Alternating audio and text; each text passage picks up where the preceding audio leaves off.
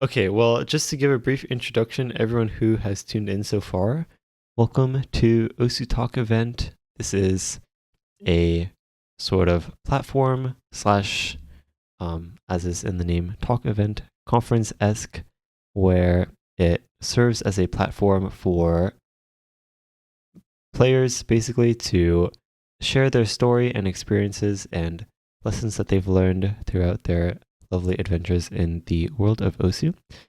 So this is day 2 now.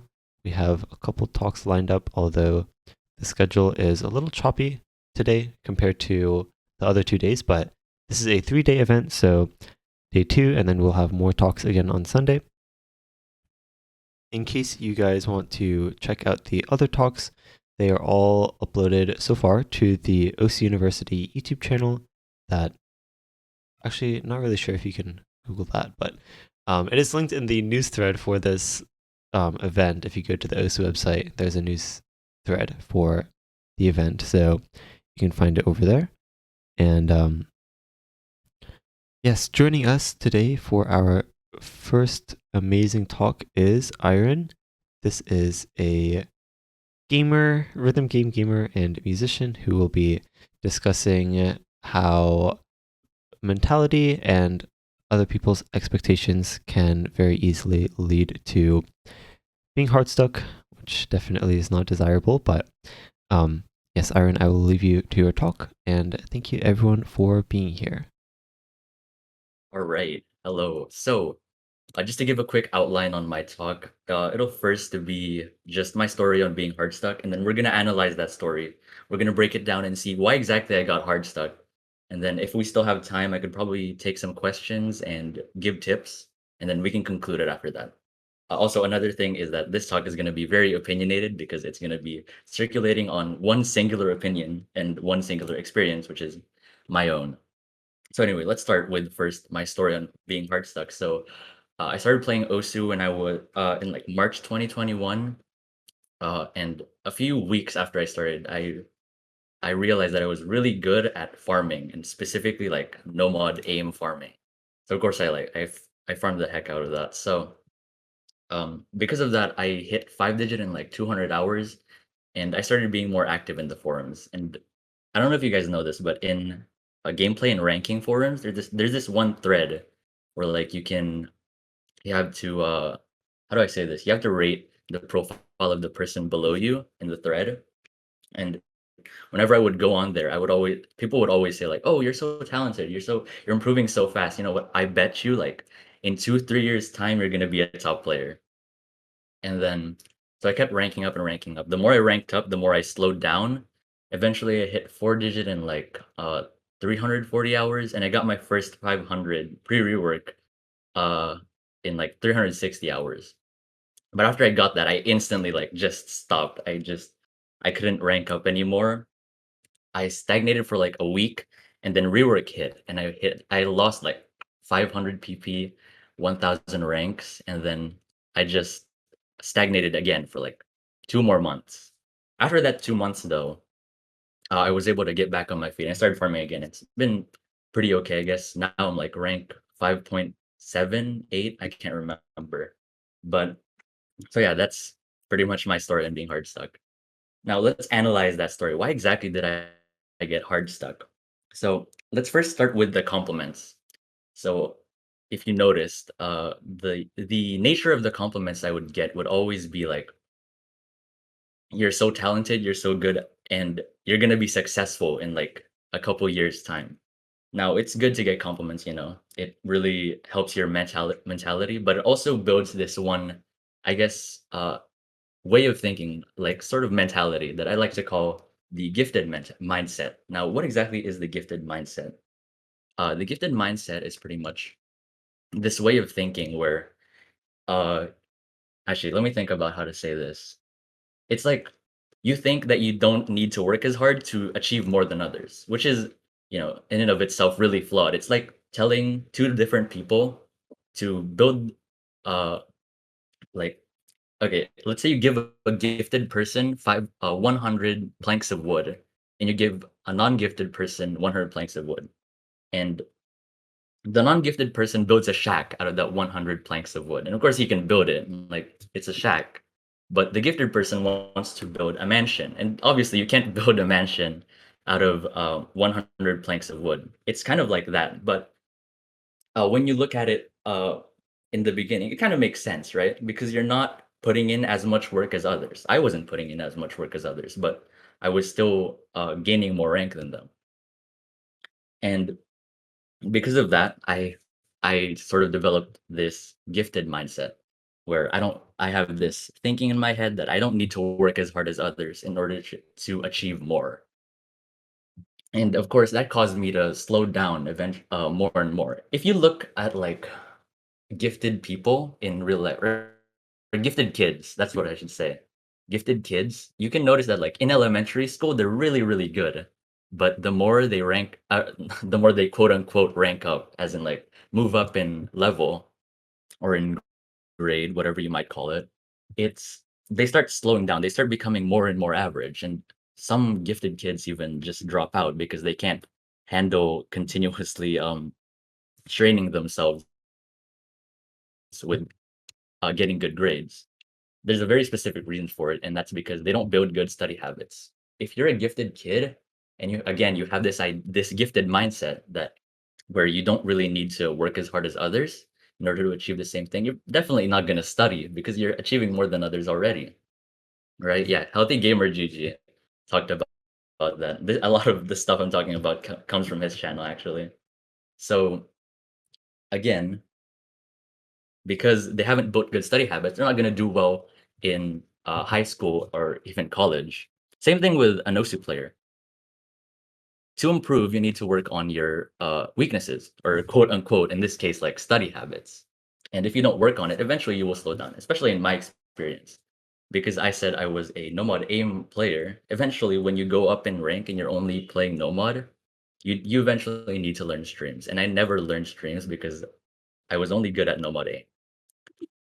Now, I did say I was only slowing down. I never stopped. I only stopped when I got my first 500. And I got my first 500 with hidden DC. Actually, hold on. Actually, wait. Give me a second.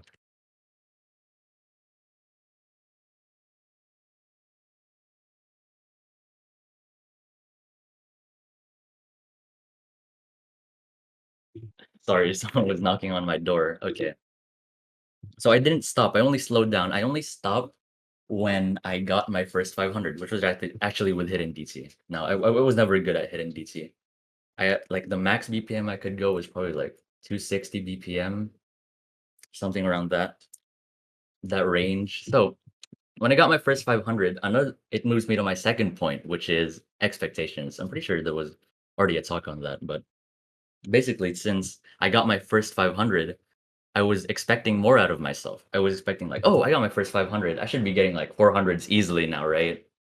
Surely.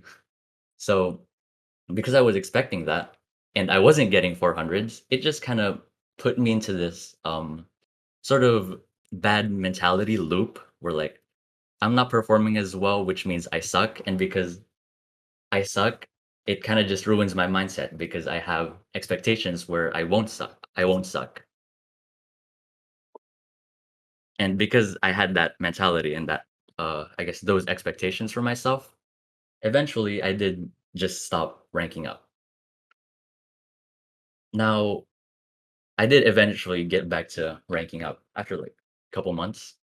Now, how exactly did I do that, right? There's a couple ways that I went about it. Since we've already broken down what I've actually been talking about and my whole experience with it, I guess we can move on to tips on how exactly did I get out of being hard stuck. Well, I got out of being hard stuck by doing two things. I reduced my expectations and I quote unquote push through. That one's a bit more vague, but so let's start with reducing expectations. That one's very simple, right? Just reduce your expectations, or even just get rid of your expectations. Just if imagine like you go into a restaurant and you before you even get there, you're already thinking like, "Oh man, the food here is just gonna taste like garbage. I'm not even gonna eat anything because it's gonna taste like garbage." If you keep repeating that in your head, and when you get to the restaurant and the food actually tastes good, Like that's a massive W, right? Because you expected it to taste like garbage. And even if the food does taste like garbage, it's still gonna be okay because you already expected it. You're just gonna be like, oh man, it's fine. I already expected it to taste like garbage anyway. Same thing with OC. If you expect yourself to not or to underperform, then if you do underperform, it's okay. But if you don't underperform, if you do well, you gain PP, you feel like you're improving, like it's a massive W, and you really feel it. Like you'll be like, "Oh, damn, I FC'd that. That was crazy. That play was so good. I'm gonna screenshot that and I'm gonna post the replay on YouTube or something like that." And you're gonna be very proud of it. Unlike if if you have expectations, the play's just gonna be more like, "Well, I already expected myself to do that anyway, so it doesn't matter." Now, a big problem with this mindset is that there's a very fine line between having low expectations and just self-loathing. Have if you're lowering your expectations, you need to be thinking positive because it becomes self-loathing if you aren't or if you aren't positive, right? When you're lowering your expectations, you need to be going like, how do I say this? You need to be going like, damn, I don't think I'm gonna be able to FC this map. It's doable, but like I don't expect myself to FC it. It becomes self-loathing when you're like, man, I'm never gonna FC this map. This map is too hard for me, or something like that. Like you get the point. You just need to be positive when you're doing or when you're talking about expectations, when you're lowering them. So I guess that moves me to my second tip, which is to push through. This one won't apply to everyone.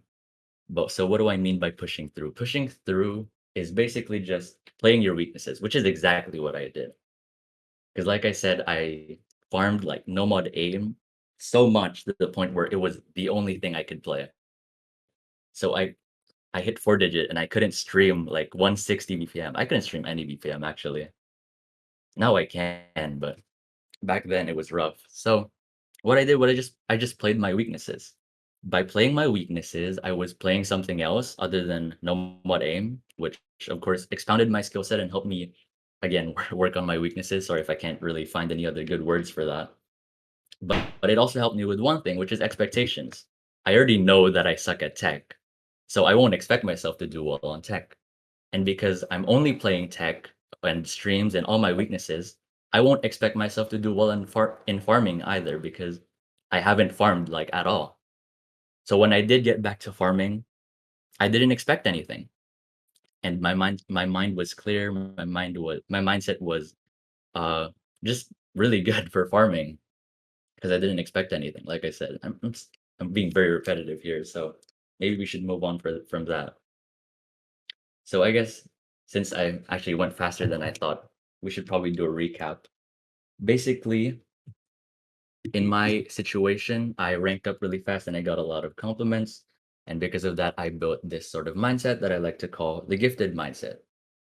Again, the gifted mindset is this sort of idea or way of thinking where you think that you don't need to work as hard as others in order to achieve the same thing, or to even, in some cases, achieve more, which is not true. In the way I see it, being gifted is sort of like a skill cap extender, right? Being gifted is sort of this, yeah, like skill cap extender. That's pretty much it. You still need to work as much as others, but you can definitely achieve more.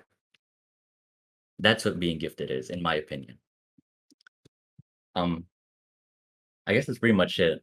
I still have a lot of time left, so if you guys have any questions, because I know that this was very opinionated and mostly based on my experience. So if you have you know your own experience with being hard stuck, feel free to ask any questions if you want to. Oh, I should probably say, um, when I say being hard stuck, I got hard stuck pretty early in, because of the gifted mindset, mostly because I was only playing Nomad.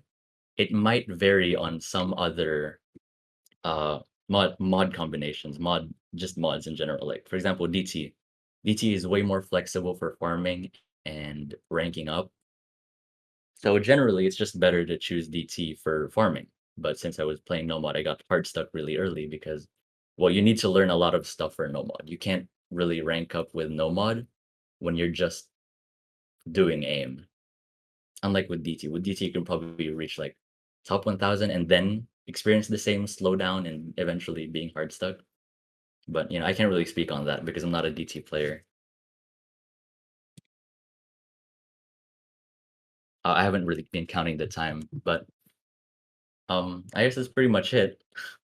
Thank you guys for coming to my talk. I hope you guys learned something at least, and hopefully I wasn't really rushing too much with talking or anything like that. But yeah, if you guys have any questions, you should probably ask it now. If you don't, it's fine.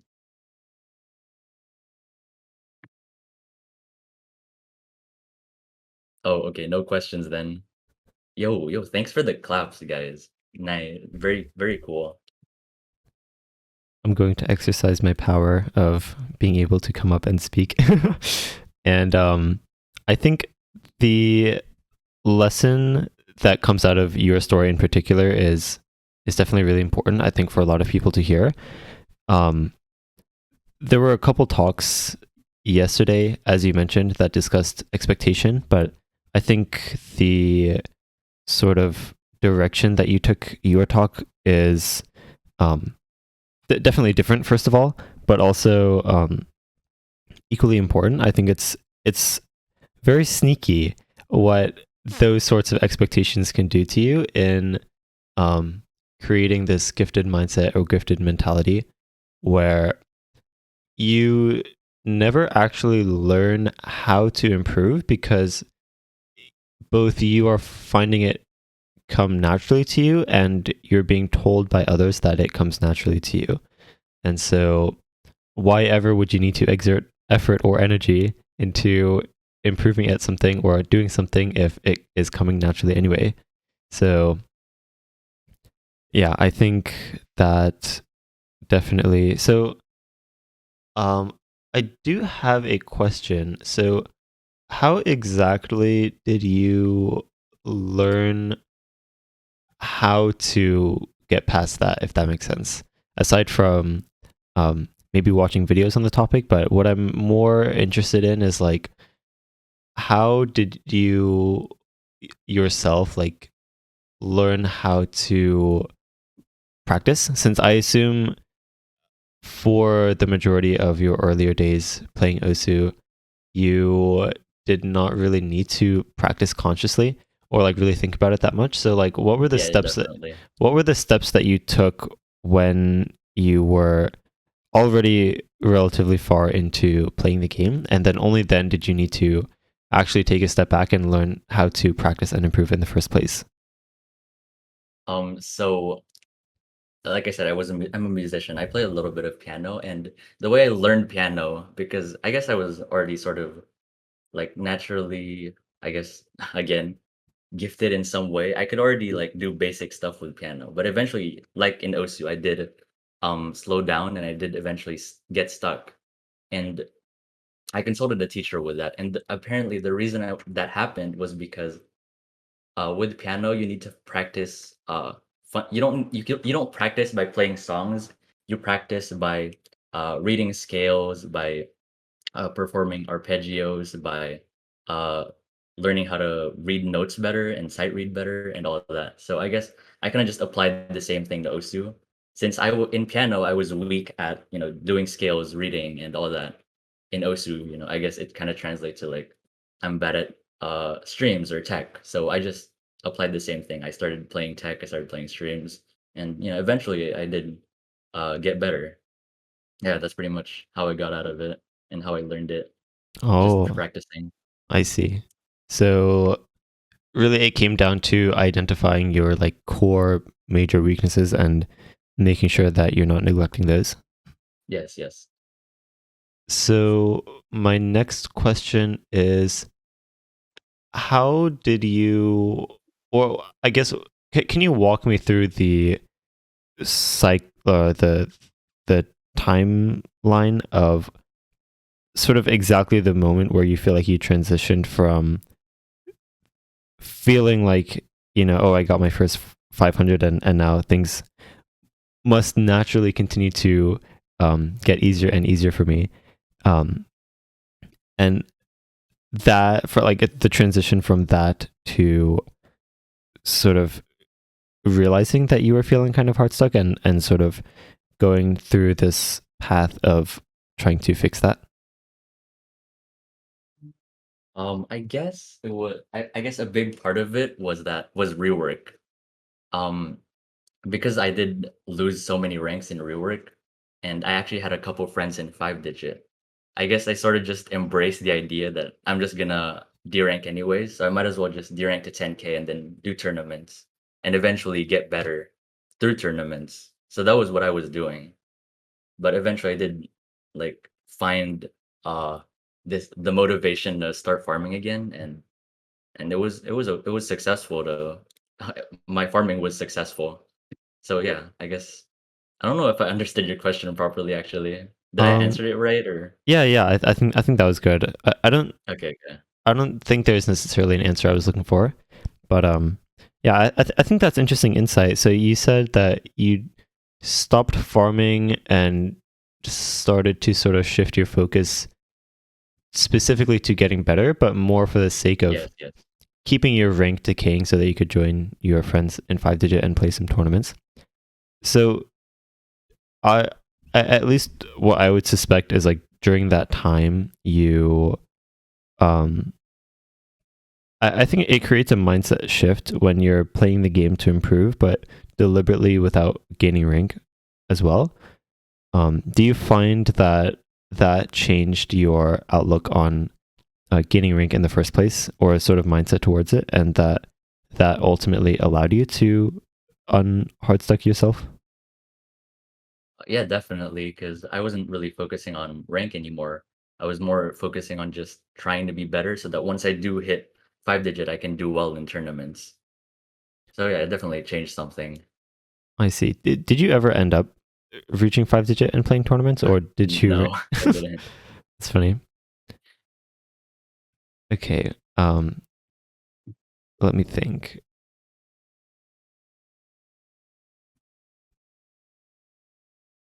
Yeah, I don't know. I feel like you covered the story pretty well. So the actually, so around how long ago was this whole journey of becoming hard stuck and then unhard stuck? Um, I started playing Osu March 2021, and I got hard stuck around like up to October, like late October, because that's when I got my first 500. And then I got hard stuck for like 2 months. I think I started farming around after New Year's, and then yeah, ever since then I was just gaining rank pretty consistently. I kind of stopped. I got to slow down again now a bit because I just don't see a good reason to farm, especially because I'm so overranked. But yeah, that's pretty much it. If you could talk to yourself from last year and tell yourself something, I guess, w- would you have anything that you would want to tell that person of you from last year? I'd probably just tell him to stop worrying about other people's expectations because um during that time because everybody was I guess in one way or another expecting me to become a top player someday. uh I kind of worried about that, which is why I farmed a lot.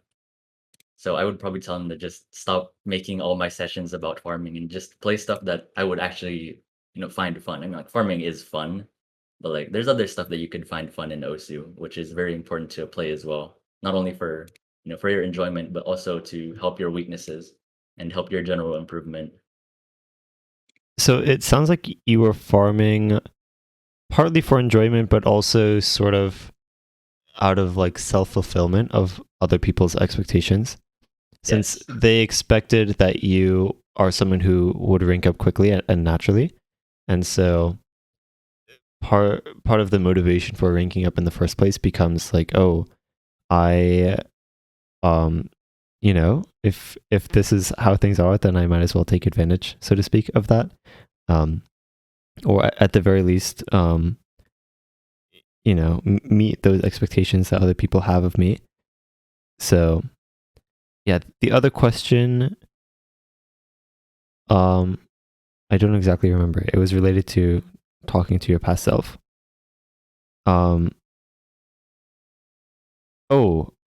I guess, do you regret having those expectations placed on you in the first place?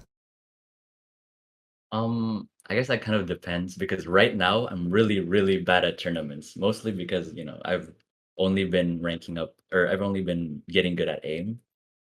So, but I guess not really because farming is still very fun for me, but yeah, I guess it's kind of like a 50-50. Like sometimes I regret it because I don't do well in tournaments, but at the end of the day, it's fine because I still find farming enjoyable.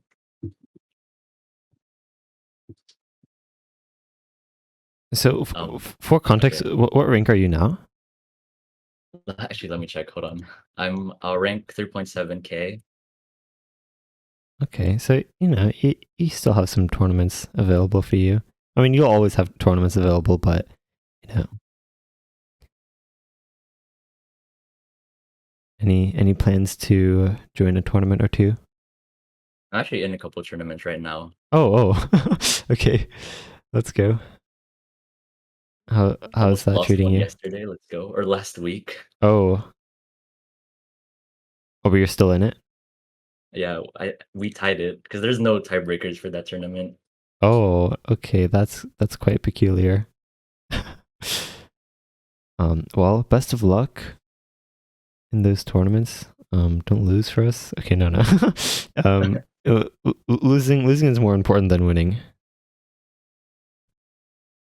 Yeah, because you learn more definitely, and it kind of gives you a sort of motivation at the same time. Right, right.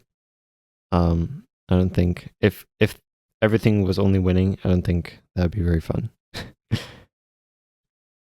I do have one last question. So it seems like you were able to sort of get past your hard stuckness after a relatively short amount of time, although it did definitely happen, that you had hit a wall. Do you have any advice for people that have tried f- breaking this wall, focusing on the weaknesses, things like that, and still have sort of been at the same wall for a very long time? Any advice for them? Um, I guess ultimately being hard stuck is very much a mindset problem. I see a lot with a couple of my friends. They'd always ask me like, "Oh, how did you get out of being hard stuck?" Or "How are you improving like still really well?" And I would when we would look for what they're actually doing wrong, it's usually mindset. So if you are hard stuck, I guess a good way of thinking about it is that you're not hard stuck, which is what I did, right? I just embraced being hard stuck and deranking and decaying. And eventually I got out of it. So I guess that's one way to do it. Another way would probably be just to step away from the game, give yourself some time to rest and change your outlook on the game. But yeah, I guess the biggest thing is just to embrace being hard stuck and not thinking about it at all. It's kind of like farming. Like it's much easier to gain PP when you're not thinking about it. So yeah, Are there specific self-limiting beliefs that you notice in others, like maybe friends of yours or other people that you mentioned, that would be hard stuck due to their mindset? probably they just think that Osu has genetics. Very, very common thing. But yeah, that's one thing. What else? Uh, I can't think of anything else. I guess it's just that a lot of them think like they're just not made for Osu. They just weren't born to click circles. Yeah, I think I think it's good that you mentioned genetics in this conversation because, or the genetics mindset, so to speak. Um, I think on both sides of the spectrum, it's a dangerous way to think about things. If you feel like you don't have the genetics, um, then you end up feeling like there's no point in trying anyway. And then if you feel like you do have the genetics, or that you feel that things come more naturally to you, then you also don't really try because you expect it to come naturally. And then when things don't, then you just kind of sit and wait for it to start coming naturally Yeah. once again. So on both sides of the spectrum, it's very dangerous. But um, yes, as the saying goes, genes load the gun, and your choices and lifestyle pull the trigger. I'm not sure if I can say that on Twitch, but I think it's fine. Metaphorically. Um, but regardless, I think that sort of way of understanding the relationship between the two is very important. Where um, surely genetics, and we can even sort of wrap in your upbringing as well. I think when people talk about genetics, it's not purely how you were born. I think the your upbringing, and especially um how like school was for you, for example, sort of shapes your mindset in a very real way. And Yeah, definitely. all stuff like that. I think if you do want to use the genetics argument, it's important to clarify what exactly you're talking about. But yeah, I think it's very important to s- step back from that if you can. But more importantly, and this is especially um, something that it's hard to tell yourself, especially if you find that things have come naturally to you um, most of the time. But to sort of tell yourself or remind yourself that you're not that special, and while you may have a lot of potential for doing well in whatever it is, no one has ever been rewarded for their potential. At least not, in the material world, so to speak. But yeah, I think if you are able to convince yourself that you have potential, but you're also not very special, you're just like everyone else, that is a much more clear way to um, make sure that you are still willing to put the work in for yourself.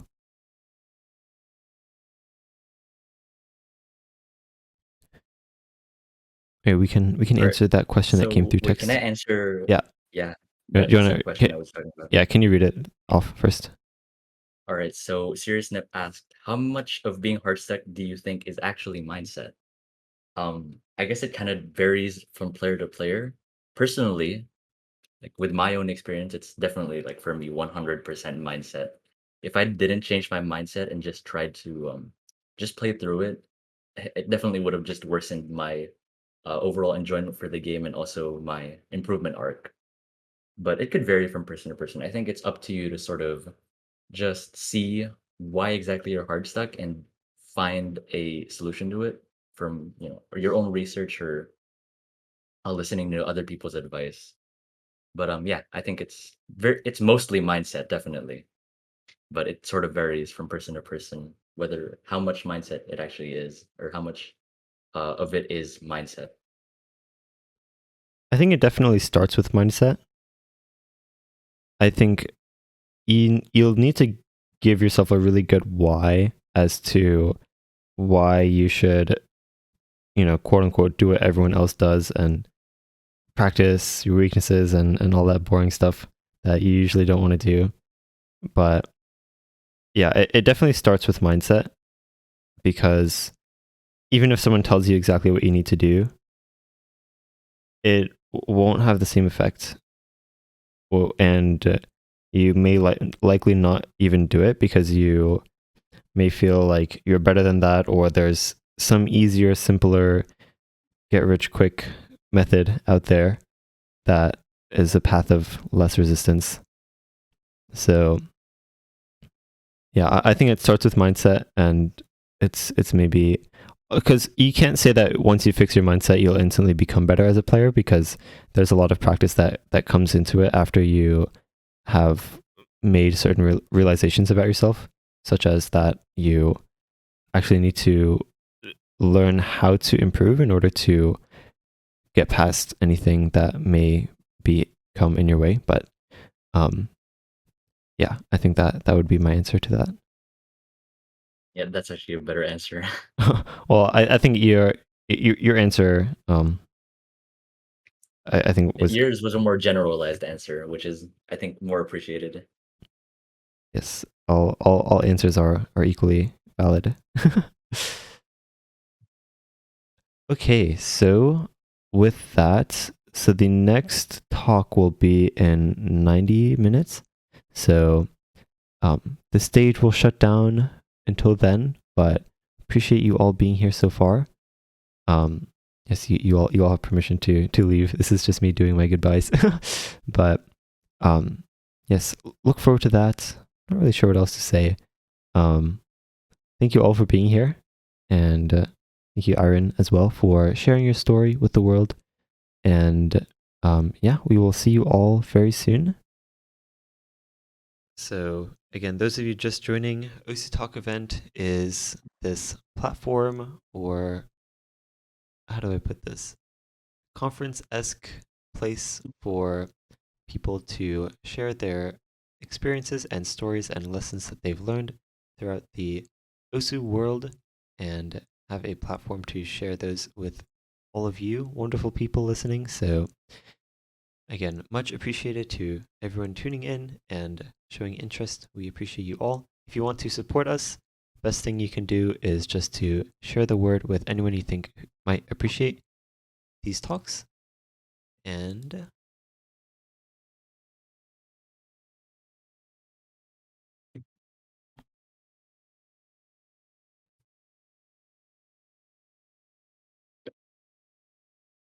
well, the VODs, I'll put them together. Yeah, I'll mix them together for the full VOD.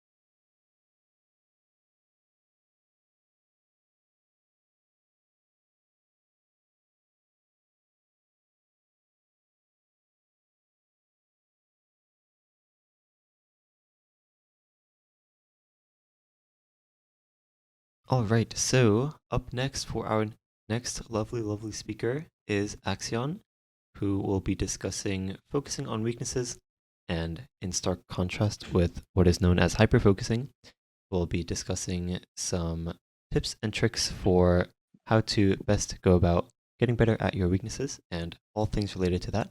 So, Axion, I will leave you to your talk, and thank you everyone for being here. All right, thanks. Uh, so my talk is about focusing on weaknesses, and how it'll better improve your gameplay. So, to give an example, I have a friend of mine. He has like 200 hours playtime.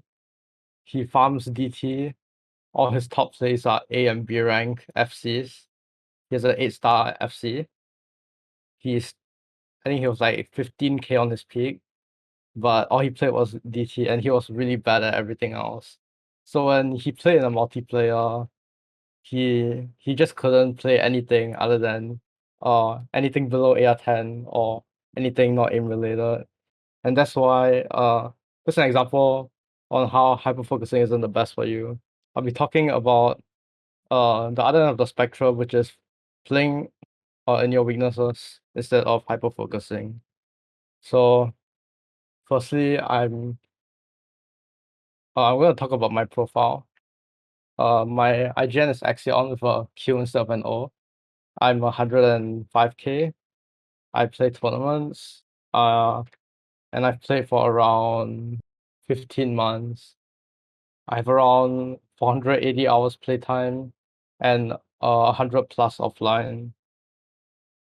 And yeah, I'm gonna be telling you what I learned in these few hundred hours of playtime.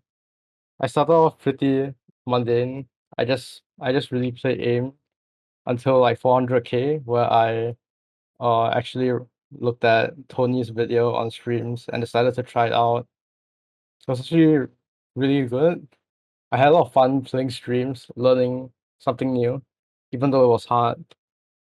Uh, when I was around like 300K, I learned tech. It was more, well, it was like really low star tech. It was like high 4-star, low 5-star tech. So it wasn't really, it was more of finger control and not slider spam and uh, really weird flow in. When I reached 200K, I actually tried to learn easy. Uh, this one was like, I think I had the most fun learning easy out of all the skill sets I learned because having to start off at like 3 to 4 stars and grinding easy actually uh have some really good scores on easy. And up to today, I actually still do play it like a bit. But okay, when I play streams at 400K, obviously I couldn't see any improvement in my other skill sets. I didn't really see any improvement in my other skill sets when I learned tech as well. But it actually like really shined. Uh, it really the improvement that I got from playing easy really showed. After I played like aim. So easy actually requires like a lot of reading, and aim also requires like a lot of reading. Aim is mostly reading anyway. So after learning easy, my aim actually improved a lot, and so did my low AR reading skills. Because before I played easy, I could only read AR 9 and above, but after playing easy, I could actually got more involved into like reading low ARs like 7 and 8 and playing uh old maps that have low AR and weird patterns. Alright, then I think I plateaued at 200K for a very long time. I was just really enjoying myself, and I'm still in high school, so I think it was exam season, so I didn't really have time to play much. But uh a few hours after I learned easy, I I I farmed for like 10 days. It was sort of my farm week. I sort of regret it, but it doesn't matter because I actually learned a lot during my farm week.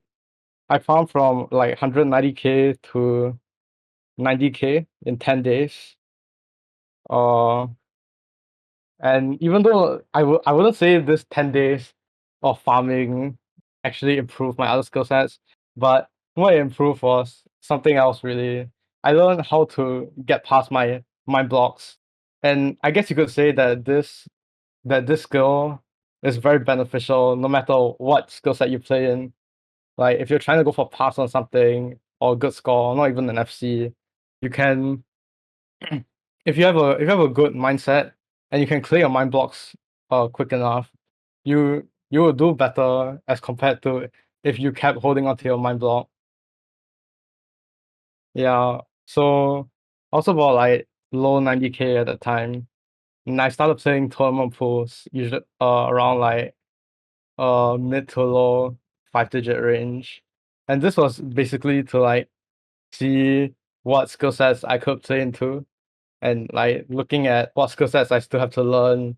Cause at this point of time I was pretty convinced that uh playing playing around your weaknesses will actually help you improve on skill sets that you're already good at. Yeah, so I played like I think at this point of time I could play everything except I was really bad at alt. I couldn't stream past 200 and I couldn't play hard rock. Other than that, I could read AR 10.3. I guess I don't have to play much above 10.3, so I'll take that as a win. And yeah, I just played tournament pools for a really long time, around 2 to 3 months. I just kept playing pools over and over again. Yeah, and then when I didn't really farm a lot. I think since I got a 5-digit around 4.5 months ago. I haven't ranked up since. My graph has just been going down because I haven't done anything farm related. Yeah, so around when I was like in the middle or from then until now, I I learned how to play alt. I didn't really like grind it. It was more of a passive process where I learned how to play alt. And after playing alt, I could immediately, like after 3 or 4 days, I could actually immediately see that my flow aim and my streaming actually got better after I learned 3 to 4 days of alt. And I think it's really impressive how learning a skill set you're bad at actually shows that quick. Because to give a bit of background, I'm a full-on chronic single tapper. I single tap alt maps. I used to single tap alt maps. I think I still do. And yeah, I was just really bad at alt. I had trouble streaming low BPM as well, because my finger control on low BPM was really, really bad. Yeah, but after I learned like a bit of alt, I also played a bit of high AR. I and I also dusted on my other skill sets like streaming and tech. Yeah, and at this point of time, I can play like an entire full range tournament pool other than speed, maybe alt and hard rock. And yeah, after that, recently I've been getting into the tournament scene, the 6-digit tournament scene. I've been sort of, I guess, just playing for fun while trying to go for a good result as well. And yeah, this was my journey, and I feel that my journey really told me that focusing on weaknesses actually improve yourself as a whole. Next I'll be talking about how to focus on your weaknesses. So obviously, when you're playing something you're bad at, usually when someone is bad at something, they don't like it. People who people who aren't who are like new to hard rock, people who are only comfortable at 9.5 around there, they really hate hard rock. At least that's what I've seen. Like they despise hard rock and they don't want to touch it ever. But I would say that uh it's actually it's not detrimental to the hard rock, of course. I actually think you should learn it early on instead of like being a 6-digit and hating hard rock, then becoming 4-digit, not knowing how to play hard rock. And then I think you really regret the fact that you can't play hard rock because you didn't learn it at the start. Yeah. So my first tip is to start off slow. Uh, I think you should play lower star rating when you first learn a new skill set. This is because you're like focusing on the skill set itself and not on other factors.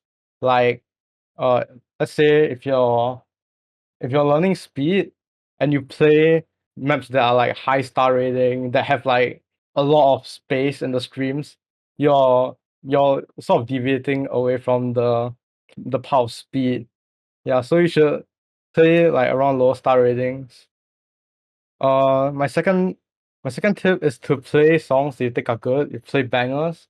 This is just motivation, I guess. It's to alleviate your pains, like your copium. Because I know playing a skill set that you're bad at or you don't like can be a really painful experience.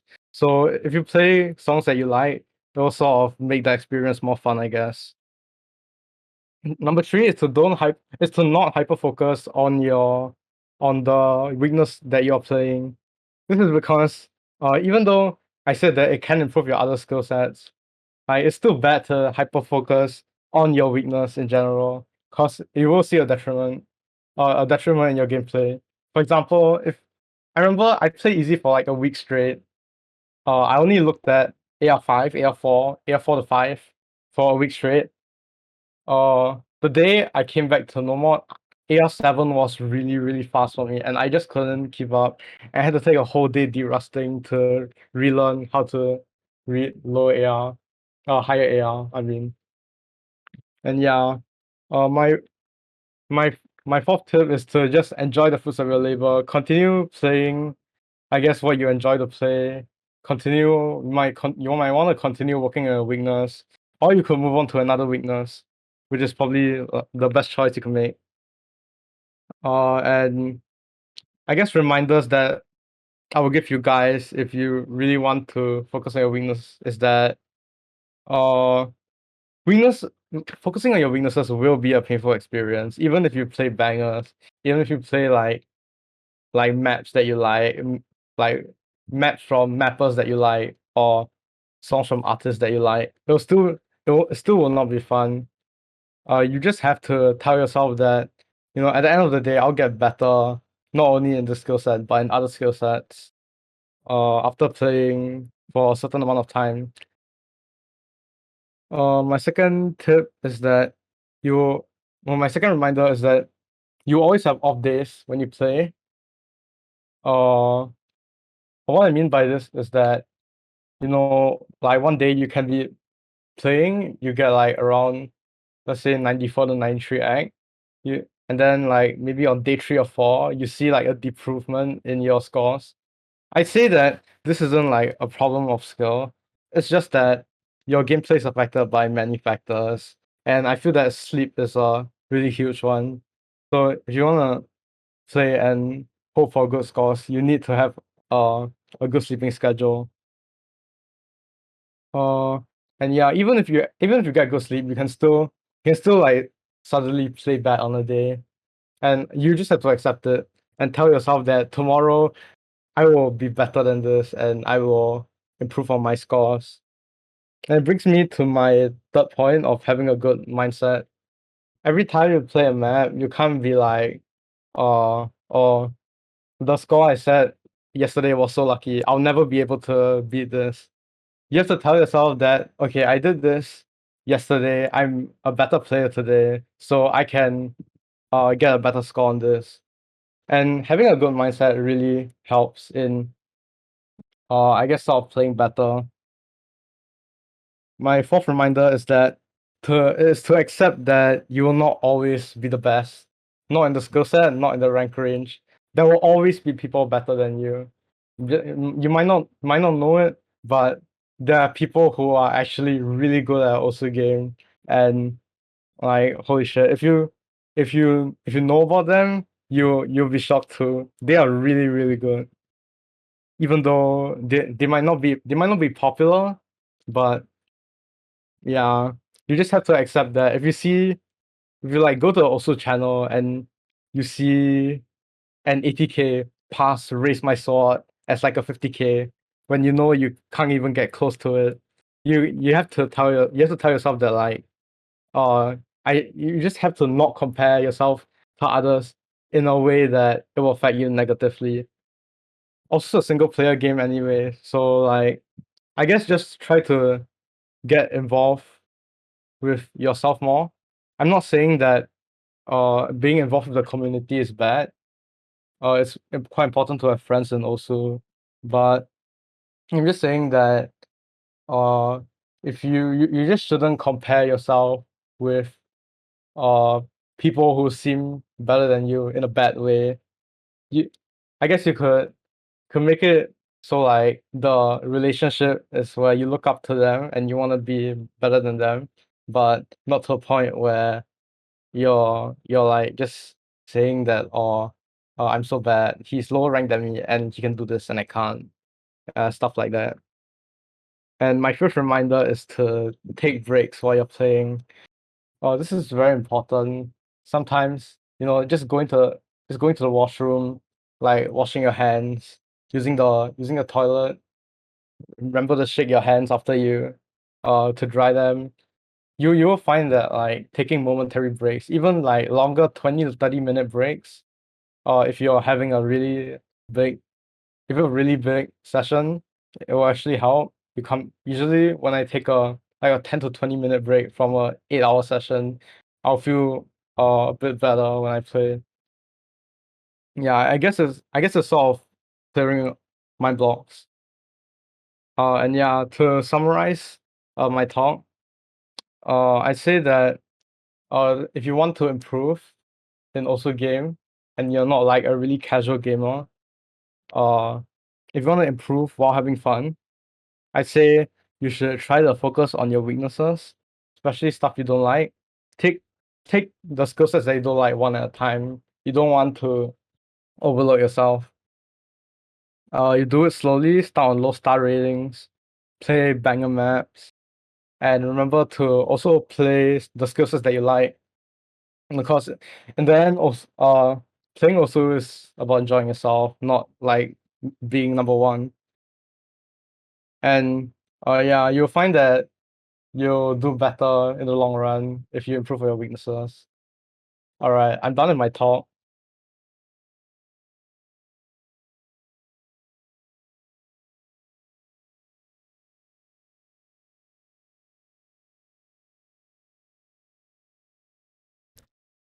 All right, I will give myself permission to come back as a speaker. Thank you for. I think I really appreciate, especially how you emphasized how every skill is kind of related to each other, and so when you train your weaknesses, then that can actually improve your general gameplay and not just that specific skill. And also, I think it's good that you sort of emphasized two different kinds of hyper focusing. Sometimes it means hyper focusing on your strengths and basically one tricking, only ever playing what you're good at. But then the opposite end of the spectrum is equally detrimental, which is hyper focusing on your weaknesses, because that can lead to more or less neglecting other aspects of the game, and you'll end up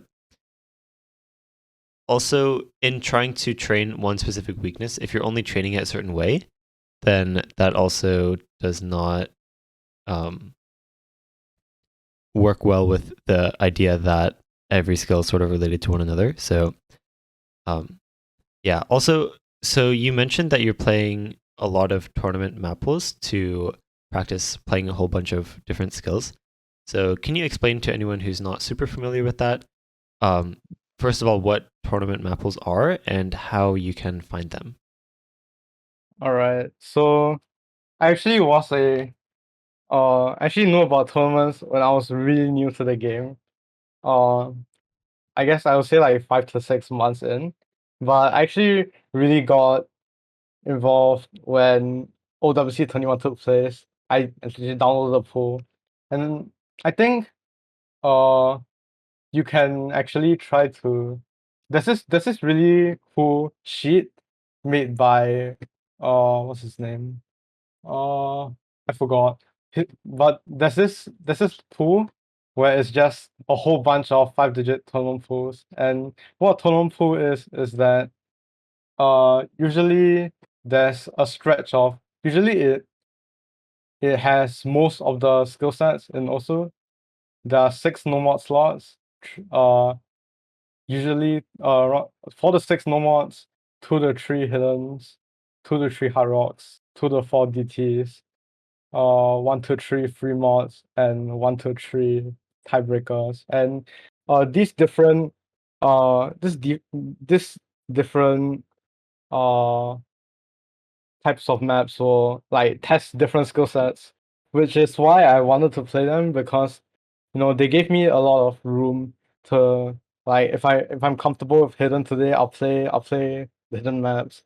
If I'm comfortable with no mod today, I'll play the no mod maps. And yeah, it basically gave me a lot of room to improve. If you want the 5-digit tournament pools, you can DM me, I'll send it to you.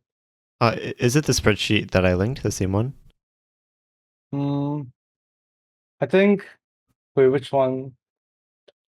Oh, Um, I don't think I got it from you, but it might be the same oh no, no. one. I mean, I just linked it in the chat. I'm asking if Oh, which one? it's in the community meetings channel at the bottom of the Oh, server. There's a text thread. oh, mm, Oh, someone it's like, asked high rank versus low rank. So when people say high rank, it means like higher on the ladder. Um, so like if you look at the list of top oh, 50, being higher on the list means that you're better. So like rank 1 is oh, higher than rank 2, for example, even though it's a lower number. yeah, yeah. It's not the same. I think. Uh, yeah, it's definitely not the same, but Oh, it really? has older. Yeah, it has older. I can send it in the chat. Yeah, yeah, yeah. Can you send it?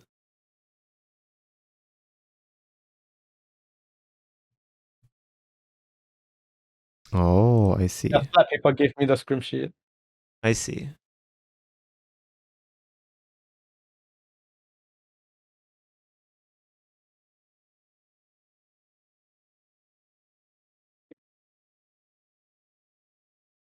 Sometimes I also just play. I just go to the tournament, the tournament part of the forum, go back a few pages and play the map pools as well. Oh, that's a good strategy. Yeah, and other than that, you can also go to if you know what mate VOD is, you can join the server. You can or actually just go to their website. They have a database of a lot of tournament pools that you can just download and play.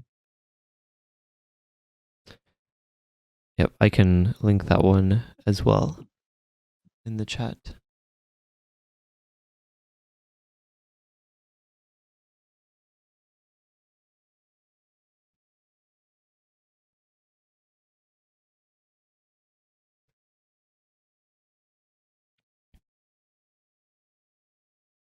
But yeah, I definitely appreciate, I think, your perspective on sort of like how to balance training, playing your strengths versus improving and focusing on weaknesses as well.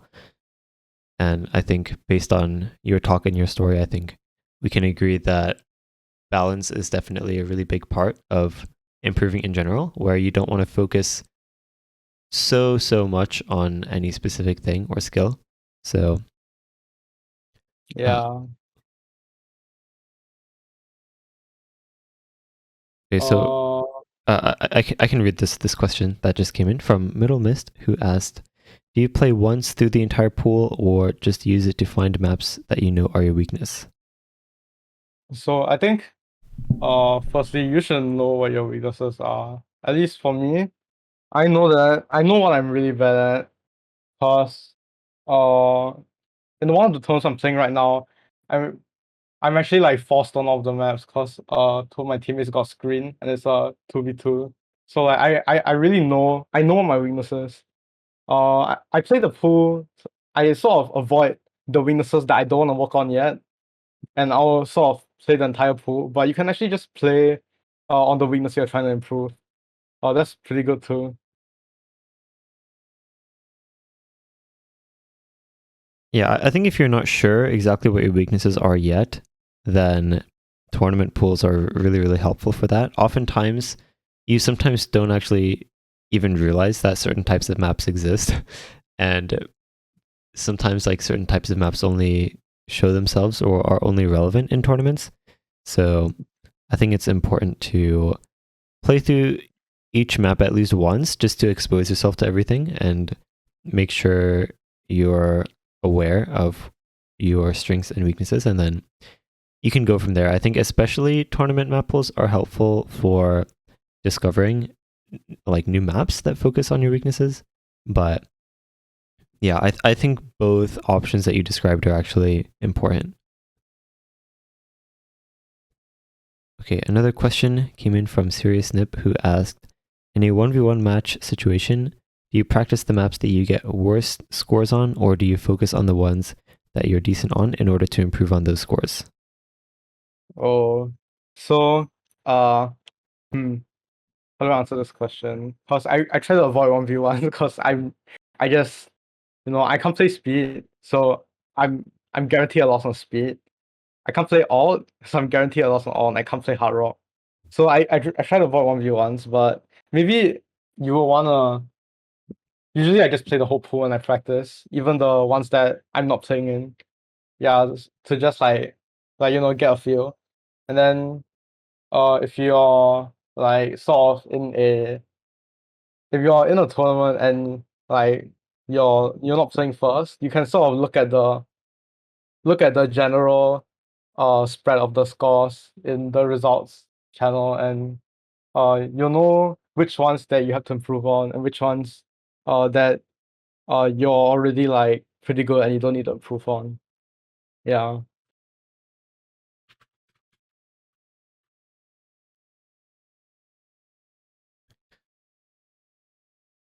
Yeah, and if I can quickly add to that, I would say Personally, my best advice for practicing a map pool is that you should play every map, or okay, play each map until playing it again would not teach you anything new. So if the map is generic enough, then that might only take one play for you to reach that point. But some like really weird maps could take maybe like 20 or 30 plays for that to happen. So, but specifically regarding your question, I think you should decide what your bans are, because there might be one or two maps that you definitely know you have no chance on. Or even if you might have a chance, you don't really want to take that risk. Or maybe you just don't like the map, but whatever it is, I think deciding your bans early on will help you a lot with not needing to worry so much about trying to improve certain maps. Okay, next question from Sharito, who asked, you mentioned that you played easy for a week. Do you think it has improved your reading on higher AR afterwards as well? So, firstly, to sort of clear things up, I actually play easy for like maybe a month. I focus on easy for a month. I still play it once every few weeks, but when I said that I play easy for a week, I meant that I play easy only, and I didn't play any like no mod. So that was why my reading was just really bad after playing easy for a week straight. But no, I don't really think that easy improved my reading on high AR. I guess it's like, hmm, I guess it's how playing jumps doesn't improve your streaming speed. Yeah, it's just like too unrelated. The skill sets are too unrelated to affect each other very much.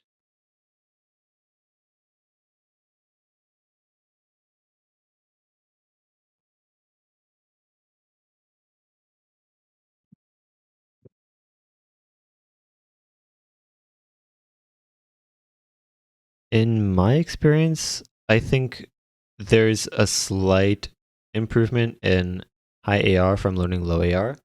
If you think about it from how learning low AR could help you improve your reading habits in general, which could lead to maybe you start to read things in a more optimized way. And because of that, you're able to read a little faster, even on higher ARs. But generally, high AR does have a lot to do with exposing yourself to those speeds so that you eventually get used to them.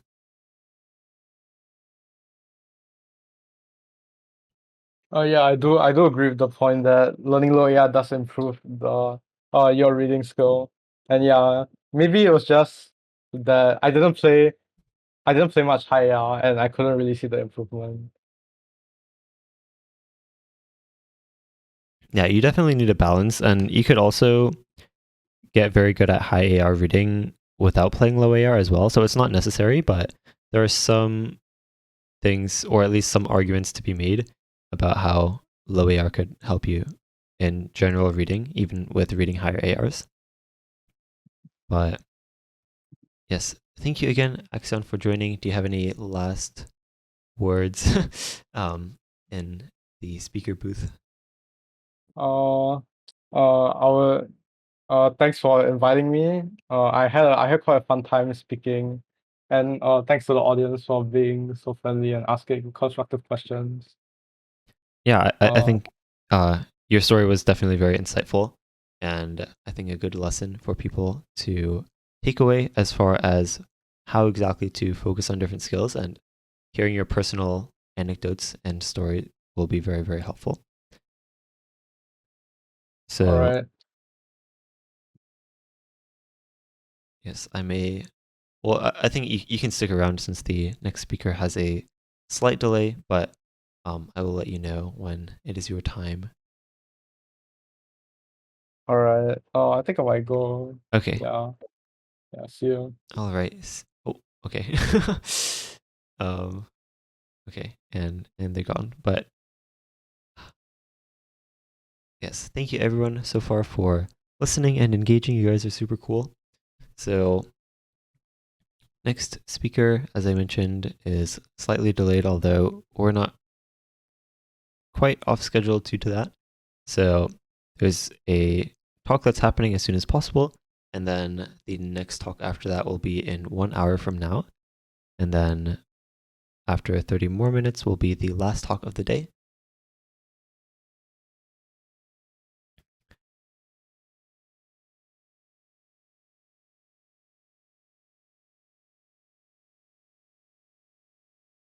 All right, as an intermission, I and especially from being left here alone, what we will do, if anyone listening in the audience has any personal anecdotes that they would like to share, especially in expanding on the last talk's topic of focusing on weaknesses, if you guys want to share your specific story and how you may have related to that as well, then you're welcome to come up and join me while we wait for the next speaker.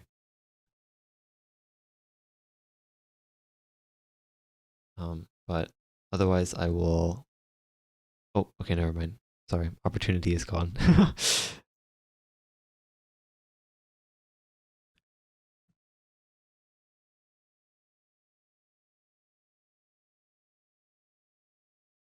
All right. Hello, hello. Hello? Hey. Yeah, All right. Welcome, welcome. thank you. Let's see if I can adjust your volume a little bit. Okay. Alright. Wait, should I turn my volume up? Alright then. No, no, no. You're good. I just Uh, turned it up on my end. alright then. Yeah. Um. So, All right. So just a brief introduction for you, and then you can get into your talk. But this is actually. Do you have a preferred name or way to pronounce your name? oh, what, my Discord name? Both. Oh, both. Um, no, you can pronounce it however you feel like. Oh, okay. Okay.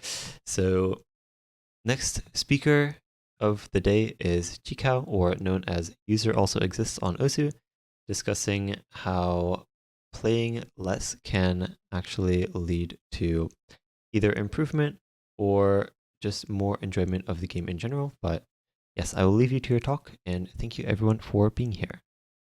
Alright, thank you for inviting me here. Alright. Let's start off by saying, I'm not fully telling you that this is what you should or shouldn't do to get better. I think that everyone is different and has different ways to improve. And also, I'm not really that high ranked myself. I'm six digit, I think around 400k. I don't have much right in saying that you'll get better by doing this or you'll magically improve by doing this, but you know, I'll say this. It helped me out quite a lot in improvement, and it might just help you. Nearly 2 years ago, I started playing Osu. I already heard a lot about rhythm games, and just now I actually started to want to play them.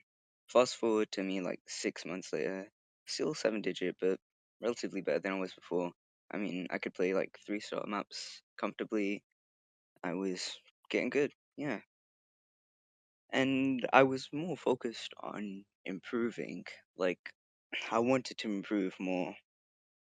So I tried like practice map sets for different, but like different sort of genres in also like jumps, stream maps, that sort of stuff.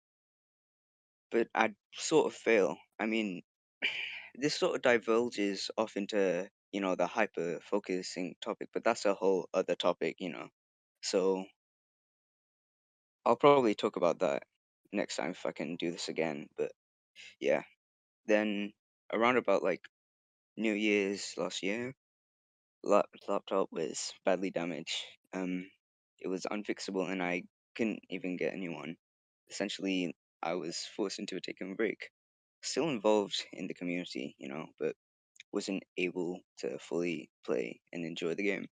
But actually, this probably helped me the most, really. When I got a new one, yeah, I was really hyped to play also again. It'd been a full year. Anyone would be hyped if it's been like a full year. And I was still wondering to see if I still had any of the skill that I did before. Played for a little bit, to my surprise.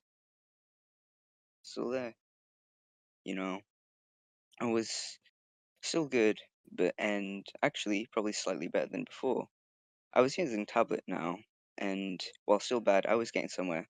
Slowly but surely, I ended up smashing all the barriers I wanted to cut. Before, I was only able to sort of pass 3 stars, FC low 2 stars. Now I've got like six 4-star FCs, few 5-star passes, and even a 6-star pass. It just goes to show how good breaks are for you. When you practice skills, you might not realize it, but it gets ingrained into your memory. That practice is permanent.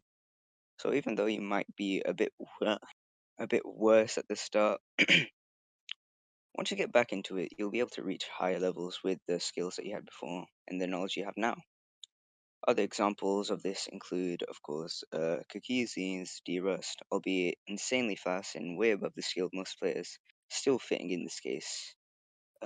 Eterna as well, or Marami, or whatever name you wish to call him, also took frequent breaks throughout his career.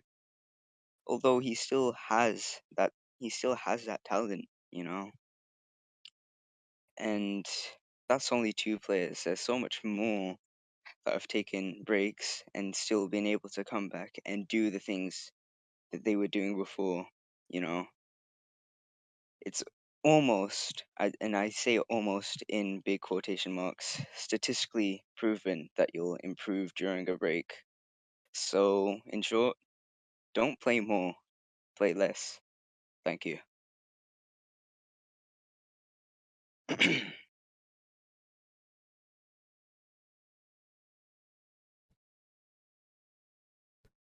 All right, clap, clap. Very well said. And I think I wanted to add, so you mentioned something about Caryu's burnout theory. Or yeah. is that what it was called? Yeah, the burnout theory. Yeah, Yes, so that's what it's called. can you talk a little bit about that? So, when I was thinking of the idea of this sort of speech, it kind of just popped into mind that, oh, this is kind of similar to this idea. Like, when you're kind of feeling tired of the game and you're feeling a bit burnt out of OSU because you're not setting any good scores, like you're having a bit of a negative feedback loop in your mind, and you kind of just want to take a break for a bit. So you do that, and then you come back, play a bit, and then you improve. Yeah. And that's basically like a simplified version. If you want to like know the full details, you can watch the video on the channel. But I mean, overall, I think that's what really inspired me to make this speech, as well as some other events that happened before. Right. You especially mentioned when you come back from a break, you're able to utilize both the skills that you had before and the knowledge that you have now. And Yeah. I think that's a really important takeaway for people to understand that taking a break does not mean that you've erased everything that you had worked towards. So obviously there's some de-resting, but I think during that time that you took a break, you've grown and your skill has sort of solidified itself into your brain, for lack of a better Yeah. term. So I'd say it's sort of like, when you're revising for exams and stuff, it's sort of like that, like you're trying to recall everything that you've learned over the past few terms of school and stuff. And, you might not notice it, but like when you start, you might not notice it when you start off, but as you progress further through your revision, you'll sort of remember almost everything you've learned. right, That's exactly.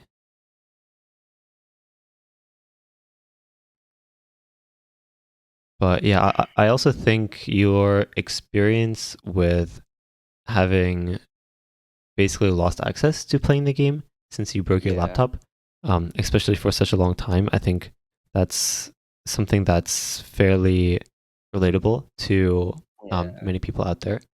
And of course, the famous story of Emmerich, where more or less the same thing happened to him as well, where yeah. he took around a year off. So, Mm, um, yeah, he spent that time as wisely as anyone else would. He spent the time watching Minecraft videos, and I think that was definitely vital to his improvement. yeah. That was a joke, by the way. I mean, he did watch Minecraft videos, but this is not this is not objective advice. Okay, anyway, so just a disclaimer there. But yeah, I just think it's especially reassuring to hear other stories, because I think it's sometimes hard to relate to the story of the rank 1 player in the world. Very few people reach that point. So Yeah. I think hearing that same, or at least a very similar story from someone else is equally, or if not more, inspiring and relatable. So much appreciated there. Should we get on to the questions now? Yes. So if you see any Alright. questions, then you can read the name and read off the entire question before answering it. Okay. So Axion says, would you say that taking a break instead of playing would be better, even though you aren't feeling mind blocked on anything? I mean, I feel like it would really just be preference, really. If you, I don't really know how to put this, so I'm gonna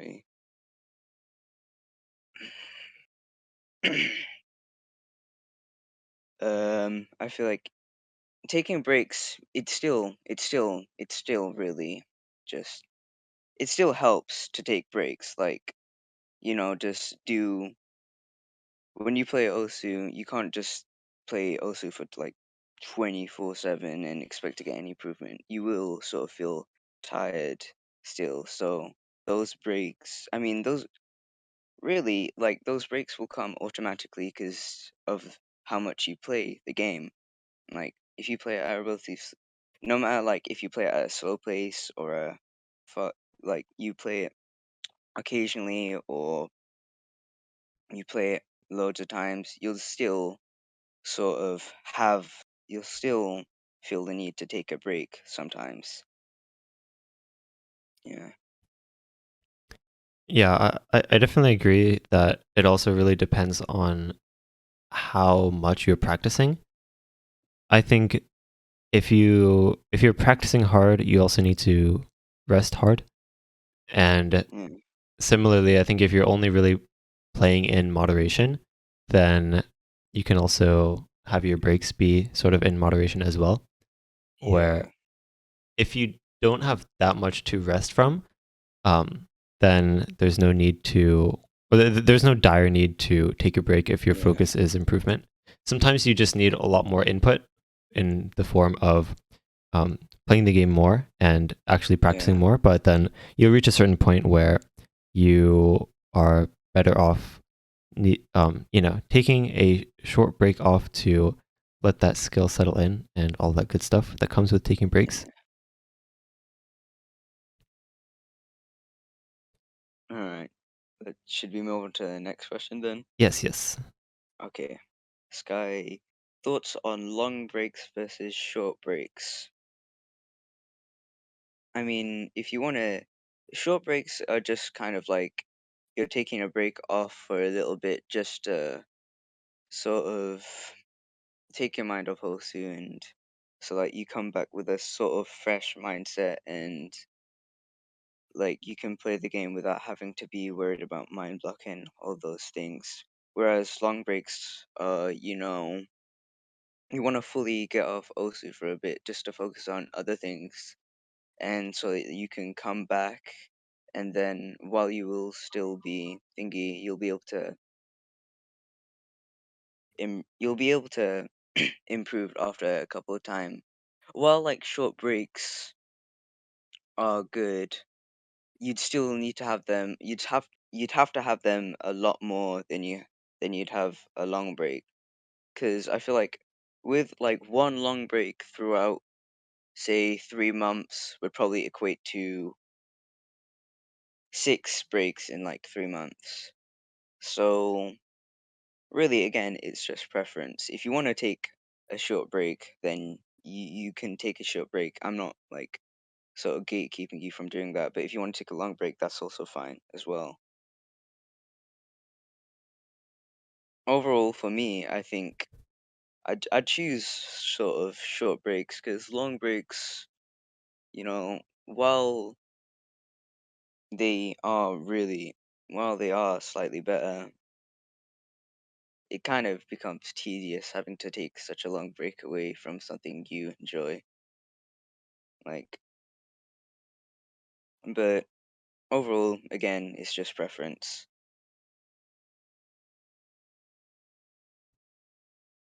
Yeah, I think something that's important to keep in mind is that there are no like hard and fast rules, or there's no set specific ways to do things. Whether that is fortunate or unfortunate, I think is up to your discretion, but I think it's true Yeah. regardless. And it also definitely comes down to your specific circumstances. Like if you have exam season, for example, then it might be in your best Yeah. interest to take a relatively long break. But I think, yeah, it depends on your specific circumstance and also just what feels Yeah. most natural to you. But Oh yeah. Another thing I've just seen, I've taken a 4 year break from OSU when I finished university. I came back happier and playing better. Also, because I'm older now and yeah, I understand mindset better. Like, I think if you take a longer break, you'll have time to work on your mindset for OSU. Like, you'll be able to work on your mindset for doing a lot of things in general. Like, if you take breaks in general, you will improve you will sort of like your mentality towards things will sort of it'll in you'll want to do things more. You'll have more motivation to sort of do things.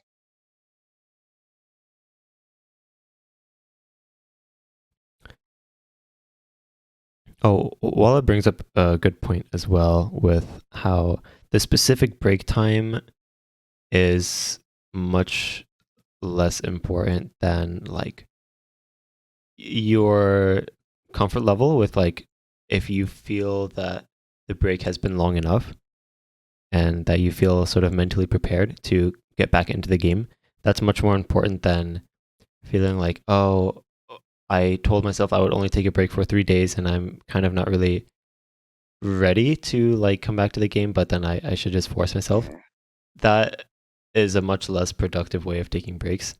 So yeah, and even 1 day as well just works as well as yeah, Tia mentions. But um, yeah, everything agree. you can't force creativity. You can't force Yeah, a lot of things. But yeah.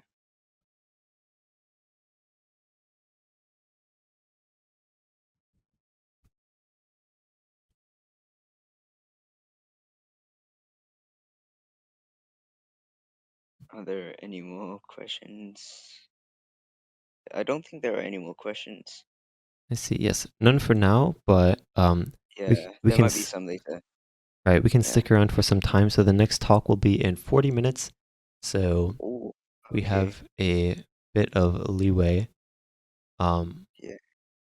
Do you have any personal questions that you'd like to ask, or um, I think I got most of them out, although out of yeah? curiosity, I'm curious now since it was so pivotal, how your laptop broke in the first place. Ah, um,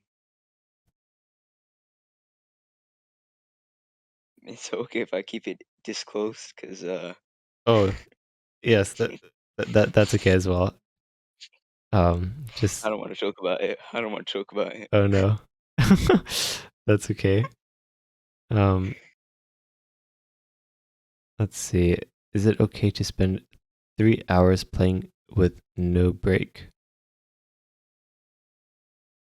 Oh, 3 hours. I feel like, I mean, yeah, that's okay. Like even short break, even breaks of 10 or 15 minutes help you. Sometimes I do that when I'm struggling with stamina. Like I've been playing for a long time, for a bit, and my stamina's just gone down really much. And so I just take a quick break, do some other stuff, and then I come back, you know, once I've sort of regained the strength of my fingers, and it helps a lot. Right. I think that's a good a reminder to clarify that when we say breaks, we're mostly referring to like between sessions, so like across multiple days, Yeah. um, as opposed to like within one session. But yeah, I think Oh. Sorry about that. Well, no. I think the question was referring to within a specific session. So, Oh, yeah.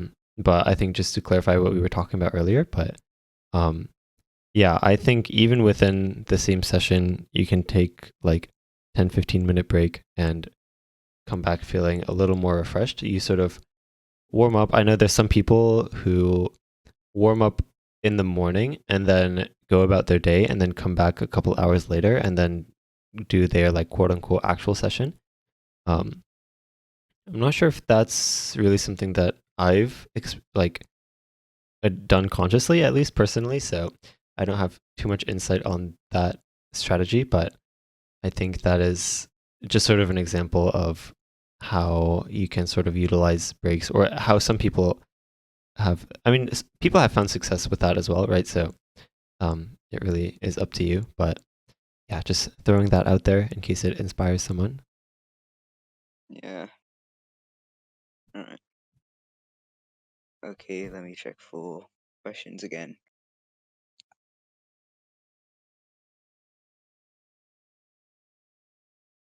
Mhm. I think probably all of the questions we've answered, really, because I can't really see much here, but Yeah. I think yeah, yeah, I think you did a really good job sort of yeah, voicing your story and the message of playing less and taking breaks and how that can be yeah, valuable.